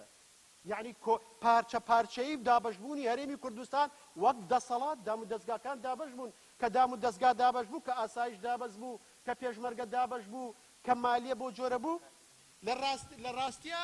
تۆ زیان لە دەسەڵاتێکت هەیە کەواتە کە ئەڵین پەرەوازەی سیاسیمان هەیە یعنی کێشەی بیناکردنی دەسەڵاتێکی یەکگرتومان هەیە لە هەرێمی کوردستانە بەڵام سەرەڕای هەموو ئەوە ئێمە بێ لە ڕاستیە سەرەتایەکی نوێ دەست پێ بکەین تاوانە بەهۆی پەراوازەی هێزە سیاسیەکانەوە تاوانە بەهۆی خۆپەرستی هێزە سیاسیەکانەوە چیتر هەرێمی کوردستان لە بازنەیەکە بچێتە پێشەوە کاتی ئەوەیە ئێمە بڵێم چی لە پەرلەمانی کوردستانە کۆنگرێک ببەستن لەم کۆنگرەیە بڕیار لە پەسەندکردنی دەستوری هەرێمی کوردستان بن بڕیار لە پەیماننامەیەکی نیشتیمانی بن بۆ 2 ساڵ بۆ 3 ساڵ بۆ مەرحەلەیەکی ئینتیقالی کە لەو 3-4 ساڵەیە بەیەکەوە بووین دەستور پەسەندکەین هەموو کوردستان لە چوارچێوەی دەستورە بیناکەینەوە سیاغەکەینەوە جێکەینەوە و ئەو قۆناغە بێکەوە بگوزارێنین بۆی هەموو ئەسەسات و دام و دەستگا دروستکەین هەم گەمەکە یاساکانی گەمەکە ڕێکخەین ئەنجا ئەو کاتە لە چوارچێوەی چەسپاوی یەکگرتووە ململانێ بکەین ناکرێ لەسەر هەموو شتێک جیاواز بین ناکرێ هێزەکان لەسەر هەموو شتێک جیاواز بن کۆمەڵێک چەسپاو هەیە ئەبێ بۆ هەمومان چەسپاو بن کۆمەڵێک قیەم و بنەما هەیە ئەبێ لەسەر و هەمومانەوە بێ لە ڕاستیە ئەوەشە ئەرکی هێزە سیاسیەکان وكفى الله المؤمنين القتال زۆر سپاس دەستخۆش ڕاستەکەی مامۆستا ئەبوبەکر ئەو شتانەی دڵی منی وت و دڵی زۆریشتانی وت سەرۆکایەتی پەرلەمانیش لەگەڵ زۆرینەیە ڕازیم کاک دکتۆر من و مامۆستا ئەبوبەکر یەک جیلین ئەوە کەف و دڵی هەردووکمانی هەڵڕۆشت هی زۆری نەشمان جەناب دووەکە کادمیەکی گەنج پێم بڵێ ئەمەی کە مامۆستا ئەبوبەکر کە من زۆری بەڕازە بینم ئەم هەموو داخلەتڵی ئێمە سەرکردەکانمان و حیزبە سیاسەکانمان تا ئێریان هێناوین لە قەراقی لێواری دەریاکەی بکەوینە خوارەوە جەناب دووەکە کادمیەکی گەنج بە چ دیدێکەی بینی دوای بەس من ئەوێ بڵێم دەقەت مەجای جناب تێم چکە کاک ئەبوبەکر هەم تەرحەکانی کرد هەم وەڵامەکانیشیە بۆی مەجالێک بین مسکل ختام بێت کە هەموو لایەکمان دوون ئەگەر لە 8 دقەیە دیدی خۆتمان پێ بڵێ سپاس کاک سیروان بۆ ئەم دەرفەتە سپاس بۆ پەرلەمانی کوردستان و لیژنەی پەیوەندەکانی دەرەوە ئەمە بەڕاستی سەبارەت بەم بابەتێکی زۆر هەستیارە ئەگەر ئێمە لێکی بدەینەوە سەرەتای دروستبوونی کیانی هەرێمی کوردستان بە شەرعیەتی حزبی دەستی پێکرد یعنی دوای ساڵی 1991 کە حزب هاتە ناو گۆڕەپانی سیاسی وە کیانی هەرێمی کوردستان دروست بوو شەرعیەت نەبوو تەنها شەرعیەتی حزبیە بوو ئەو شەرعیەتی حزبیە وای کردکەوە حزبە سیاسیەکان هەست بە بوونی خۆیان بکەن هەست بە توانای خۆیان بکەن و کیانێک دروستکەن لە چوارچێوەی کیانی هەرێمی کوردستان ئەمە شتێکە لە ڕووی مەرحەلیەوە با بڵێن دەست پێ بکە دوایە پێگەی هەرێمی کوردستان ئەو کاتی پێگەیەکی گومان لێکراو بوو لەبەرەوەی سەرەتاکانی دروست بوون بوو ئەنجا دەستی پێکرد هەرێمی کوردستان بەرەبەرە بەرەو ئاقارێکی تر ڕۆشت ئەویش ئەوەیە کە شەرعیەت دابەش بوو شەرعیەت دابەش بوو دوای ئەوەی کە هەردوو هێزی پارتی دیموکراتی کوردستان و یەکێتی نیشتیمانی کوردستان شەرعیەتیان دابەش کرد لە نۆهەتەکان و بووە دوو ئیدارە ئەم قۆناغا کۆتایی پێهات لە دوای 2003 بێگومان ئەمە شتێکی شاراوە نییە کە چووە قۆناغی 2003 ئەنجا دەستی پێکرد بە یەکگرتنی شەرعیەت لە ناو کیانی هەرێمی کوردستان ئەو قۆناغە قۆناغی سێمە لە پێکهاتەکانی هێزە سیاسیەکان بەڵام کێشەکە لەوەدایە کە یەکگرتنی شەرعیەت کرا لە ناو کیانی هەرێمی کوردستان نەتوانرا سەروەری یەک بگرێت یعنی لە ناو ناوچەکانی هەرێمی کوردستان سەروەری بە پارچە پارچە بوون مایەوە ئەنجا ئەوەش وای کردکەوە پەرتەوازەیی لە هێزە ناوخۆییەکان تەئسیری هەبی لەسەر پێگەی هەرێمی کوردستان لەبەرەوەی پێگەی هەرێمی کوردستان بەڕێزان جەنابتان باش دەزانن پێگەی هەرێمی کوردستان مانای ڕێزگرتنە ڕێزگرتنە لە خودی پێگەکە ئەو ڕێزگرتنە لەلایەن فاکتەری نێودەوڵەتی دەیبەخشنە هەرێمی کوردستان تاکو لە کاتی مامەڵەتکردن و دیبلۆماسیەت بەکاری بێنن ئەم ڕێزگرتنە ئەساسەکەی شێوازی ناوخۆییە لەبەرچی ئێمە ڕێزگرتنی کیانی هەرێمی کوردستان ڕێزگرتنێکی تەوعیە مانای چییە ڕێزگرتنی تەوعی کیانی هەرێمی کوردستان کیانێکی بچووکە و تواناکانیشی مەحدودە بەڵام ئەگەر تەمەشای وڵاتە یەکگرتووەکانی ئەمریکا بکەین یان رووسیا یان وڵاتە ئەوڕۆپیەکان دەبینین ڕێزگرتن لە کنوان غێر تەوعیە یعنی ئەمە ناچارین باش بین لەگەڵ ئەمریکا ناچارین باش بین لەگەڵ وڵاتە هەرێمیەکان لەگەڵ تورکیا لەگەڵ ئێران لەبەر ئەوەی ئەوانە خۆیان ئیسبات کرد بەڵام هەرێمی کوردستان ئەو ڕێزگرتنەی کە لێی دەگیرێت تەوعیە کەواتە چی کەواتە ئێمە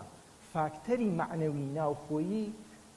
فاکتەرێکی سەرەکیە لە وڵاتانی دیکە فاکتەرێکی لاوەچیە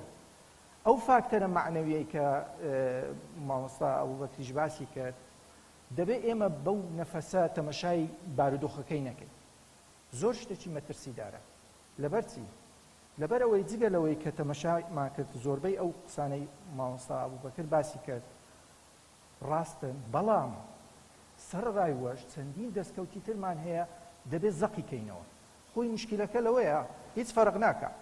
زەقکردنەوەی باشیەکان و دەستکەوتەکان زەقکردنەوەی خراپیەکان نفسی بابەتی ئێستا ئەو شتانێک کە باس کرد چەندین دەستکەوت باسکەین با باسکەین لە عێراق ئەگەر تەمەشای پێگەی هەرێمی کوردستان بکەین لە ڕووی نێودەوڵەتیەوە بەهێزترە لە پارچەیەکی دیکەی عێراق لەبەرچی لەبەرەوەی ئێمە ئیسباتمان کردکەوە زۆر شت هەیە توانیمانە چارەسەری بکەین پێکەوە ژیانە شێوازی حکومڕانیە لایەنی چاکسازیە زۆر لایەنی دیکەیە باشە ئۆڕۆپیەکان وەچی تەمەشای مە دەکەن بەو شێوە ئەی بۆ ئێمە خۆمان تەمەشای خۆمان نەکەین بەو شێوە یعنی پێگەی ما لە کنوان کە تەوعیە کە شێوەیەکی اختیاری نییە بەو شێوازە تەمەشامان دەکرد ئەی باشە بۆچی ئێمە بەو شێوازە تەمەشای خۆمان نەکەین خۆی پرسیارەکە لەوەدایە ئێمە ئەگەر هات و تەمەشای خاڵە ئیجابیەکانی هەرێمی کوردستان بکەین لۆتان بژمێرم زۆر زۆرە خاڵە سلبیەکانیش هەیە ئەوە نکۆلینا بەڵام ئێمە ئێستا پێویستمان بە پێگەیە پێویستمان بەو ڕێزگرتنەیە ڕیمۆن ئارۆن دەڵێ پێگەی هەر کیانێکی سیاسی پێویستی بە سێ خاڵی سەرەکیە یەکەم پێگەی خودی خۆی کە چۆن حسێب بۆ خۆی دەکات چۆن تەمەشای خۆی دەکات دووەم چۆن کەرستەکانی خۆی بەکاردێنێت ئەو کەرستانەی کە لەناو وڵاتەکەیەوە لەناو ئەو هەرێمەدایە چۆن بەکاری دێنێ سێم شت ئایا توانای ئەوەی هەیە بەرەنگاری خودی تەماسوکی ئیجتیماعیەکە بێ و یەکگرتنی ئیجتیماعی بێ ئەو پرسیارە زۆر گرنگە تەماسوکی ئیجتیماعی پرسیارە معنای چییە ئەو عولەمایانە و ئەو مفەکرینانە بە بەلاژ ناڵێن مەسەلەی تەماسوکی ئیجتیماعی و یەک ڕێزی ئەوە ڕاستە لەکنما ئەوەندەی باسمان کردیە لەوانەیە محتەواکەی تۆزێک زۆر شتێک باز بکرێ معناکەی نامێ بەڵام معنایەکی زۆر قوڵی هەیە زۆر گرنگیشە ئەگەر لێ بکۆڵیەوە وەکو ئەوەیە کە ئێمە لە نوێژ ئاەتێکی قورئانی دەخوێنین بەڵام زۆر فکری لێ ناکەینەوە لە ناوەڕۆکێ ئەگە فکری لێ بکەینەوە دەزانین چەند ناوەڕۆکەکی چەند بەپڕ بە معنایە لە پێکهاتەی کۆمەڵایەتی ئێمە بابەتێکمان هەیە پێی دەڵێن پشتگیری معنەوی پشتگیری معنەوی چییە پشتگیری معنەوی لە تەرەفێکی دەرەچی نایە لە وڵاتێک نایە لە دەرەوەی لە ئەمریکاوە نایە پشتگیری معنەویت بکە ئێران پشتگیری معنەویت ناکە پاڵپشتی دەرەچیت دەکا پاڵپشتی هەرێمیت دەکا بەڵام پشتگیری معنەوی تاکە شت کە ئێمە دەتوانین بیکەین هێزە ناوخۆیەکان هێزە سیاسی ناوخۆیەکان پشتگیری معنەوی ئەوش هێزێکی نیشتیمانیە طبعا ئەوە هێزێکی زۆر سەرەکیە ئەگەر بین حقیقەت بین پێگەی هەرێمی کوردستان ئەگەر لێکی بدەینەوە ئێمە تەمەشای خۆمان دەکەین بەنەوەیەک باشە خۆ ئەگەر یەکێک بەو نەوعە تەمەشای خۆی بکە خەڵکیش لەوە خراپتر تەمەشامان دەکات یعنی ئەوە لەوەی بووینەوە ئەمە کەواتە مەسەلەی پێگەی هەرێمی کوردستان دەبێ ئێمە باش بزانین مەسەلەی یەکگرتنی و یەکڕێزی مانای ئەوە نییە ئێمە تەمەشای حزبە سیاسیەکان مانای ئەوە نییە هەمویان یەک بگرن نا حزبە سیاسیەکان خۆی دوو هێزیان تێدا هەیە هێزی یەک جیابوونەوەی تێدا هەیە خۆی حزبی سیاسی چۆن دروست دەبێت گروپی بەرژەوەندیە دروست دەبن لەناو کۆمەلگا جیابوونەوەی تێدا هەیە بەڵام هێزێکی یەکگرتنیش تێدایە چۆن خۆی حزبە سیاسەکەی کە دابەشکردنەکەی دروست دەکات لەناو کۆمەلگا هەمان کاتیش ئەو هێزانە کۆ دەکاتەوە بۆ ئەوەی چۆن ئێمە کۆمەلگایەک فکری لە کۆمەلگایەک بکەین کە حیزبی تێدانی ئەسڵەن حزبی تێدانەبی چۆنە دەبینین فەوزایەک دروست دەبێت بە هیچ شێوەیەک هیچ شتێک دیان نییە کەواتە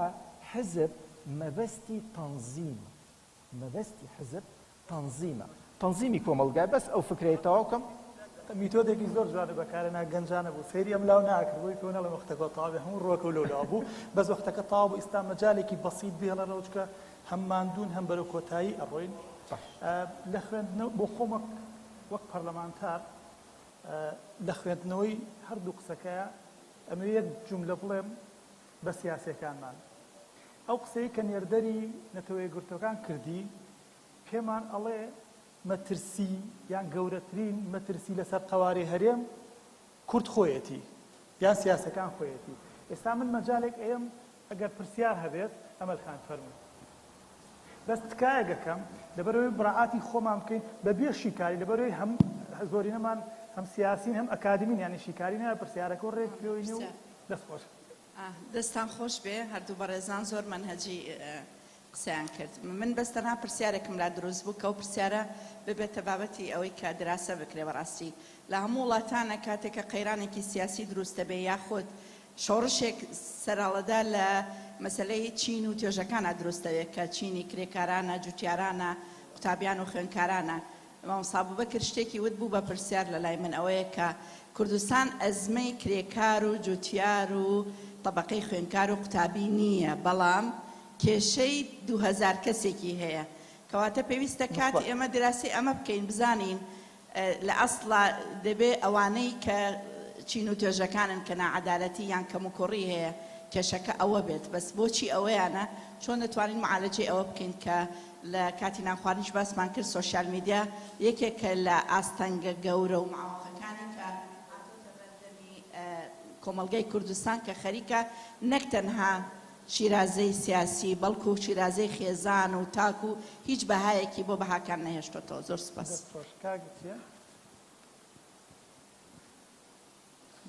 زۆر سپاس بەڕێز کاکە بووبەکر من پرسیارێکە بی بارودۆخی کوردستانê em hemî nav danin em zanin bi çi şêwaze ehzabê siyasî çi astîne ew cudayî û lêk dûr bûna wan çawa ye berîn çend saleka Cenabê Serok Barzanî hewl û koşişê xwe dan ku bû kongre neteweyî nêzîkbûna hemî layên siyasî Kurdî ku ev arîşekên bibin aya Cenabê te hezira hindê nakît ke dem hatiye Cenabê Serok Barzanî wek babekê piştî wefata berez Mam Celalî Xuda li xweşla xwe û Mam Nûşêrwanî tenha kesekî ke serkirdê siyasî di vê astê da Cenabê Serok Barzanî vê pêşxeriyê bikit û layên siyasî kom bikit û şinêzik ve hem wek babekê hem wekû serkirdekî Kurd û pêşmergekê زۆر سپاس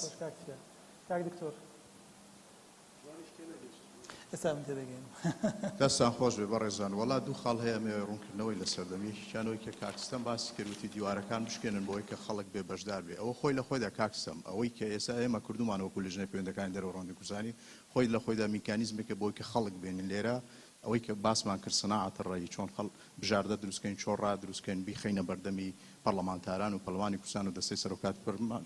بۆ مامەڵەکردن لەسەر پرسەکان خاڵی دومەوەی ڕوونکردنەوەی لە سەردەم جناوی مامۆستا بەکر باسی کرد کە تەوژمێک هەیە باسی ئەوە کە داوای ئازادیەکە بەڵام ئەڵێ دەوڵەتم ناوێ پێم وایە ئەوەی ئەو توێژمەی کە باس لە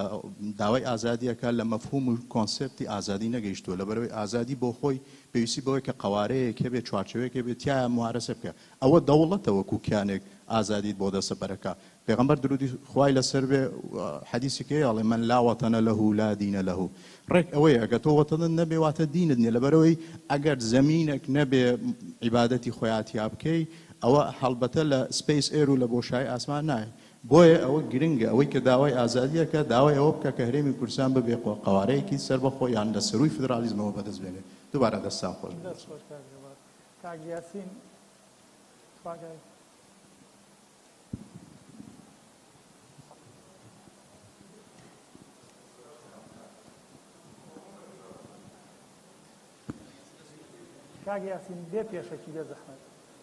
دەست خۆش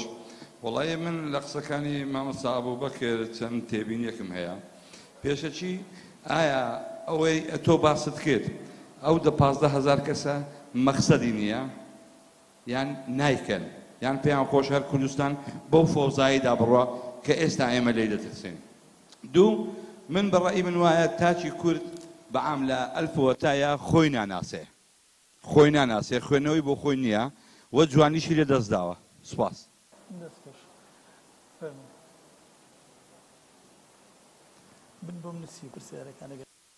دەستان خۆش بێ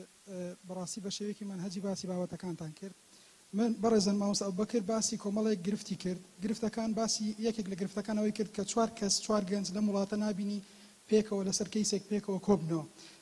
قەزەیەک لە سلێمانی ئەتوانێت ڕێی عام دروستکە لە دهۆک دروستی ناکە لە هەولێر دروستێکە ئەبینی لە سلێمانی دروستی ناکە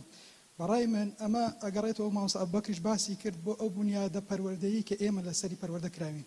بنیادێکی حزبیە بنیادێکی نازانم ناوچەییە نازانم هەر هینێکی پێڵێ ئوستاز سیستەمی سیاسی لەگەڵ سیستەمی پەروەردەیی خاڵێکی هاوبەش لە نێوانیان هەیە ئەویش پێگەیاندنی هاوڵاتی باشە ئەسڵن پێناسەکە لە ئێمە پێناسی هاوڵاتی باش چیە بەڕێزان من دیراسەیەکی 375 لاپەڕەیی ماستەرم کردووە دکتۆر شێزاد نەزار مشریفم بووە لەسەر واقعی پەروەردە لە هەرێمی کوردستان دیراسەی پەروەردەی مەدەنیم کردووە لە کوردستان ئوستاز لە لیژنەی پەروەردە بپرسە لە پەرلەمانی کوردستان لە وەزیری پەروەردە بپرسە لە هەموو هەیئاتەکانی پەروەردەی لە کوردستان بپرسە سیستەمی پەروەردەی لە هەرێمی کوردستان ئەوێت چه هاوڵاتیەک پێ بگەێنێ دیار نییە بەڕێزان کارەساتەکە لێکترازانەکە لەوێەوە دەست پێەکە یعنی بڕۆ لە واقعی پەروەردە بکۆڵە من بە دیراسە و بە داتا بۆ دواسەکەم لەگەڵ مامۆستا لەگەڵ قوتابی لەگەڵ مشریف یعنی دراسەیەکی قوڵمان کردومەتە کتێبیش ئیشەڵا هەرێکە و نسخەیەک بۆ بەڕێستان دانیم بەڕێزان کە نازانی تاک لە کوردستان لەسەر چ بەهایەک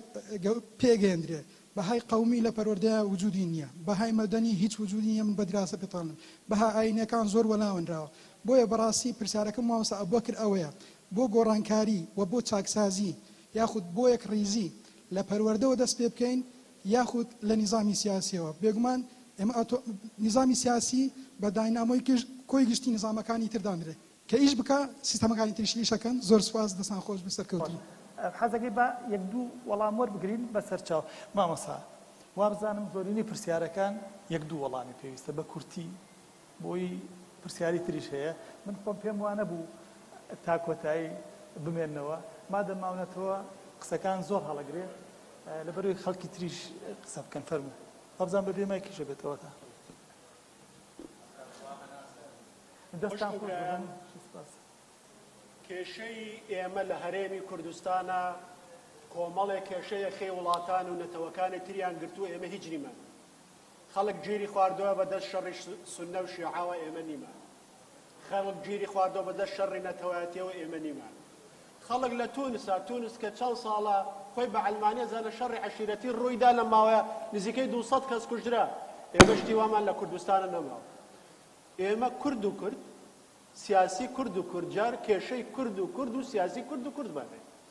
یعنی ناسیۆنالیزمی کوردی نەیتوانیوە کوردایەتی ئەو چوارچێوە بەهێزە بێ کە ئێمە کۆکاتەوە فێری بێکەوە ژیانمانکە و لە قوتابخانەی ئەڵمانی نەتەوەیەتیەوە بگوازینەوە بۆ قوتابخانەی فەڕەنسی کە قوتابخانەی فەڕەنسی ئەڵێ پێناسەی نەتەوە ئەڵێ توانای پێکاتەکانی نەتەوەیە لەسەر بێکەوە ژیانی ئاشتی خوازانە لە نێوان خۆیان لە نێوان خۆیان ئێمە نابێ خۆمان بەرامبەر عەرەب و فارس و تورک و ئەوانە پێناسەکەین وڵا کوردین لەبەرەوەی نەژادمان جیا و زمانیان ئەوە بۆ دەرەوە باشە بۆز بۆ ناو خۆمان ئەبێ پێناسی جامان بۆ نەتەوە هەبێ بۆی خۆمان بیناکەینەوە ئێمە ئەگەر دەسەڵاتمان یەکگرتوو بە زۆر مهم بوو ئەگەر هەر کێشەی ئۆپۆزیسیۆنمان نەبوویایە دەسەڵات لە نێو خۆیە ئیختلافی حکومی پارچە پارچێ ئەگەر ئۆپۆزیسیۆنێکی یەکگرتومان هەبوویایە هەر بەشێ باشتر بوو ئۆپۆزیسیۆنێک هەر لایەک بۆ خۆیە خوێن هەر لایەک دروشم بۆ لایەک بەرزەکاتەوە ئەگەر لەسەر ئاستی بەسە خوار ئەوە ڕۆشنبیرانێکمان هەبوویە لانی کەمی تێگەیشتنی هاوبەشیان هەبوویە هەرە ماوە دەمابێت بە هاوێنی هێڵی تر بۆیە ئەمە بڕیارێکی لەسەر وەستانیە لە ڕاستیە ئەما بێ ئێمە لەسەر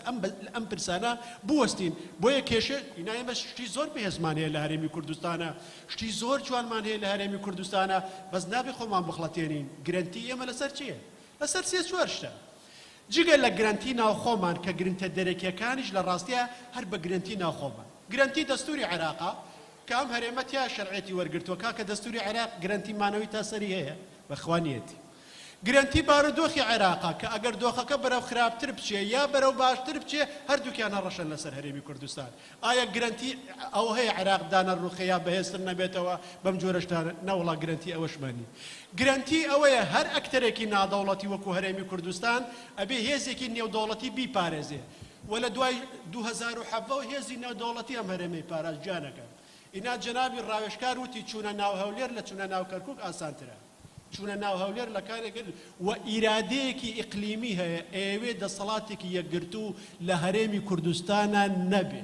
دەجار ئەمەمان وت سەرۆکی هەرێم هەبێ بەس نابێ ڕەمزی یەکگرتی خاک و خەڵکی کوردستان بێ حکوومەتێک هەبێ بەس نابێ دەسەڵات و کۆنتڕۆڵی هەموو کوردستانی لەبەردەستا بێ لەبەرەوەی بواری دەستێوەردان و گەمەکان و استراتیژی ئەویان نامێنێ ئایا ئێمە خۆمان بەشێکی لەم گەمەیە ئەنجا گرنتی ئەمە چوار گرنتێکی تر بە ئەمری بە دیفاکتۆ مامەڵەکردنی کۆماری سلانی ئێران و تورکیا و وڵاتانی عەرەبیە ئایا ئەمانە هیچی گرنتین بۆ ئێمە ئەگەر ئێمە لەناو خۆمانە بە جۆرێ بین خەڵک وەک نەتەوەی ڕێزمان لێ بگرێ ئەزانی ڕێفراندۆم بۆ وای بەسەر هات ئەکرا ئێمە نەگەین بەسەر بەخۆی بەزە ئەکرا زۆر شت بکەین لەو نێوایە لەبەر ئەوەی لە بەرەنجامی کۆتاییە ئێمە وەک نەتەوەیەکی یەکگرتو وێنەمان نەخرایە دەرەوە خەڵکیش بەو جۆرە مامەڵەی لەگەڵاکردین و نائیرادەکەی ناوخۆمان بەو جۆرەی لێهات بۆیە هەتا گرنتیەکانی دەرەوە پەیوەندی بە گرنتی خۆمانەوەیە و ڕووداوەکانیش لە ڕۆژهەڵاتی ناوەڕاستە هێشتا کۆتاییان نهاتووە بەڵام تا کۆتاییش هەر ڕووداو نابێت لە لەقتەیەکە لە لەحزەیەکە یعنی نەخشەکان داڕێژرێنەوە یعنی شتەکان دابەشەکرێنەوە ئێمە ئەو کاتە لەکوێ بین یعنی خەمەکە بەو جۆرەیە ئەگەر دووسێ وەڵامی کورد نخبە من یەک نمونە ئایا ئەگەر ڕاپرسیە کرد لە ناو جوتیارەکانی کوردستان کردایە لەگەڵ شەڕی ناوخۆی کوردیا بوون بە دڵنیای و لەگەڵی نابوون بۆیە من نخبە وەزیفەی چییە نخبە نوێنەرایەتی چیەکە لە کۆمەڵ نوێنەرایەتی ڕۆشنبیری باڵاکە ڕۆشنبیری باڵا ئیشی چێ لە کۆمەڵگایەکە دروستکردنی چوارچێوە بۆ مامارەسەی سیاسە و پەروەردە و ڕێخستنی دام و دەستگا و چوارچێوەکانی بەیەکەوە ژیان و نەخشەشەشان بۆ داهاتوو نەتەوەسازی و نیشتیمانسازی ئەم جۆرە شتانێ ئەم نخبەیە بە ئەرکی خۆی هەڵناستێ ئایا ئەم نخبەیە نایەوێ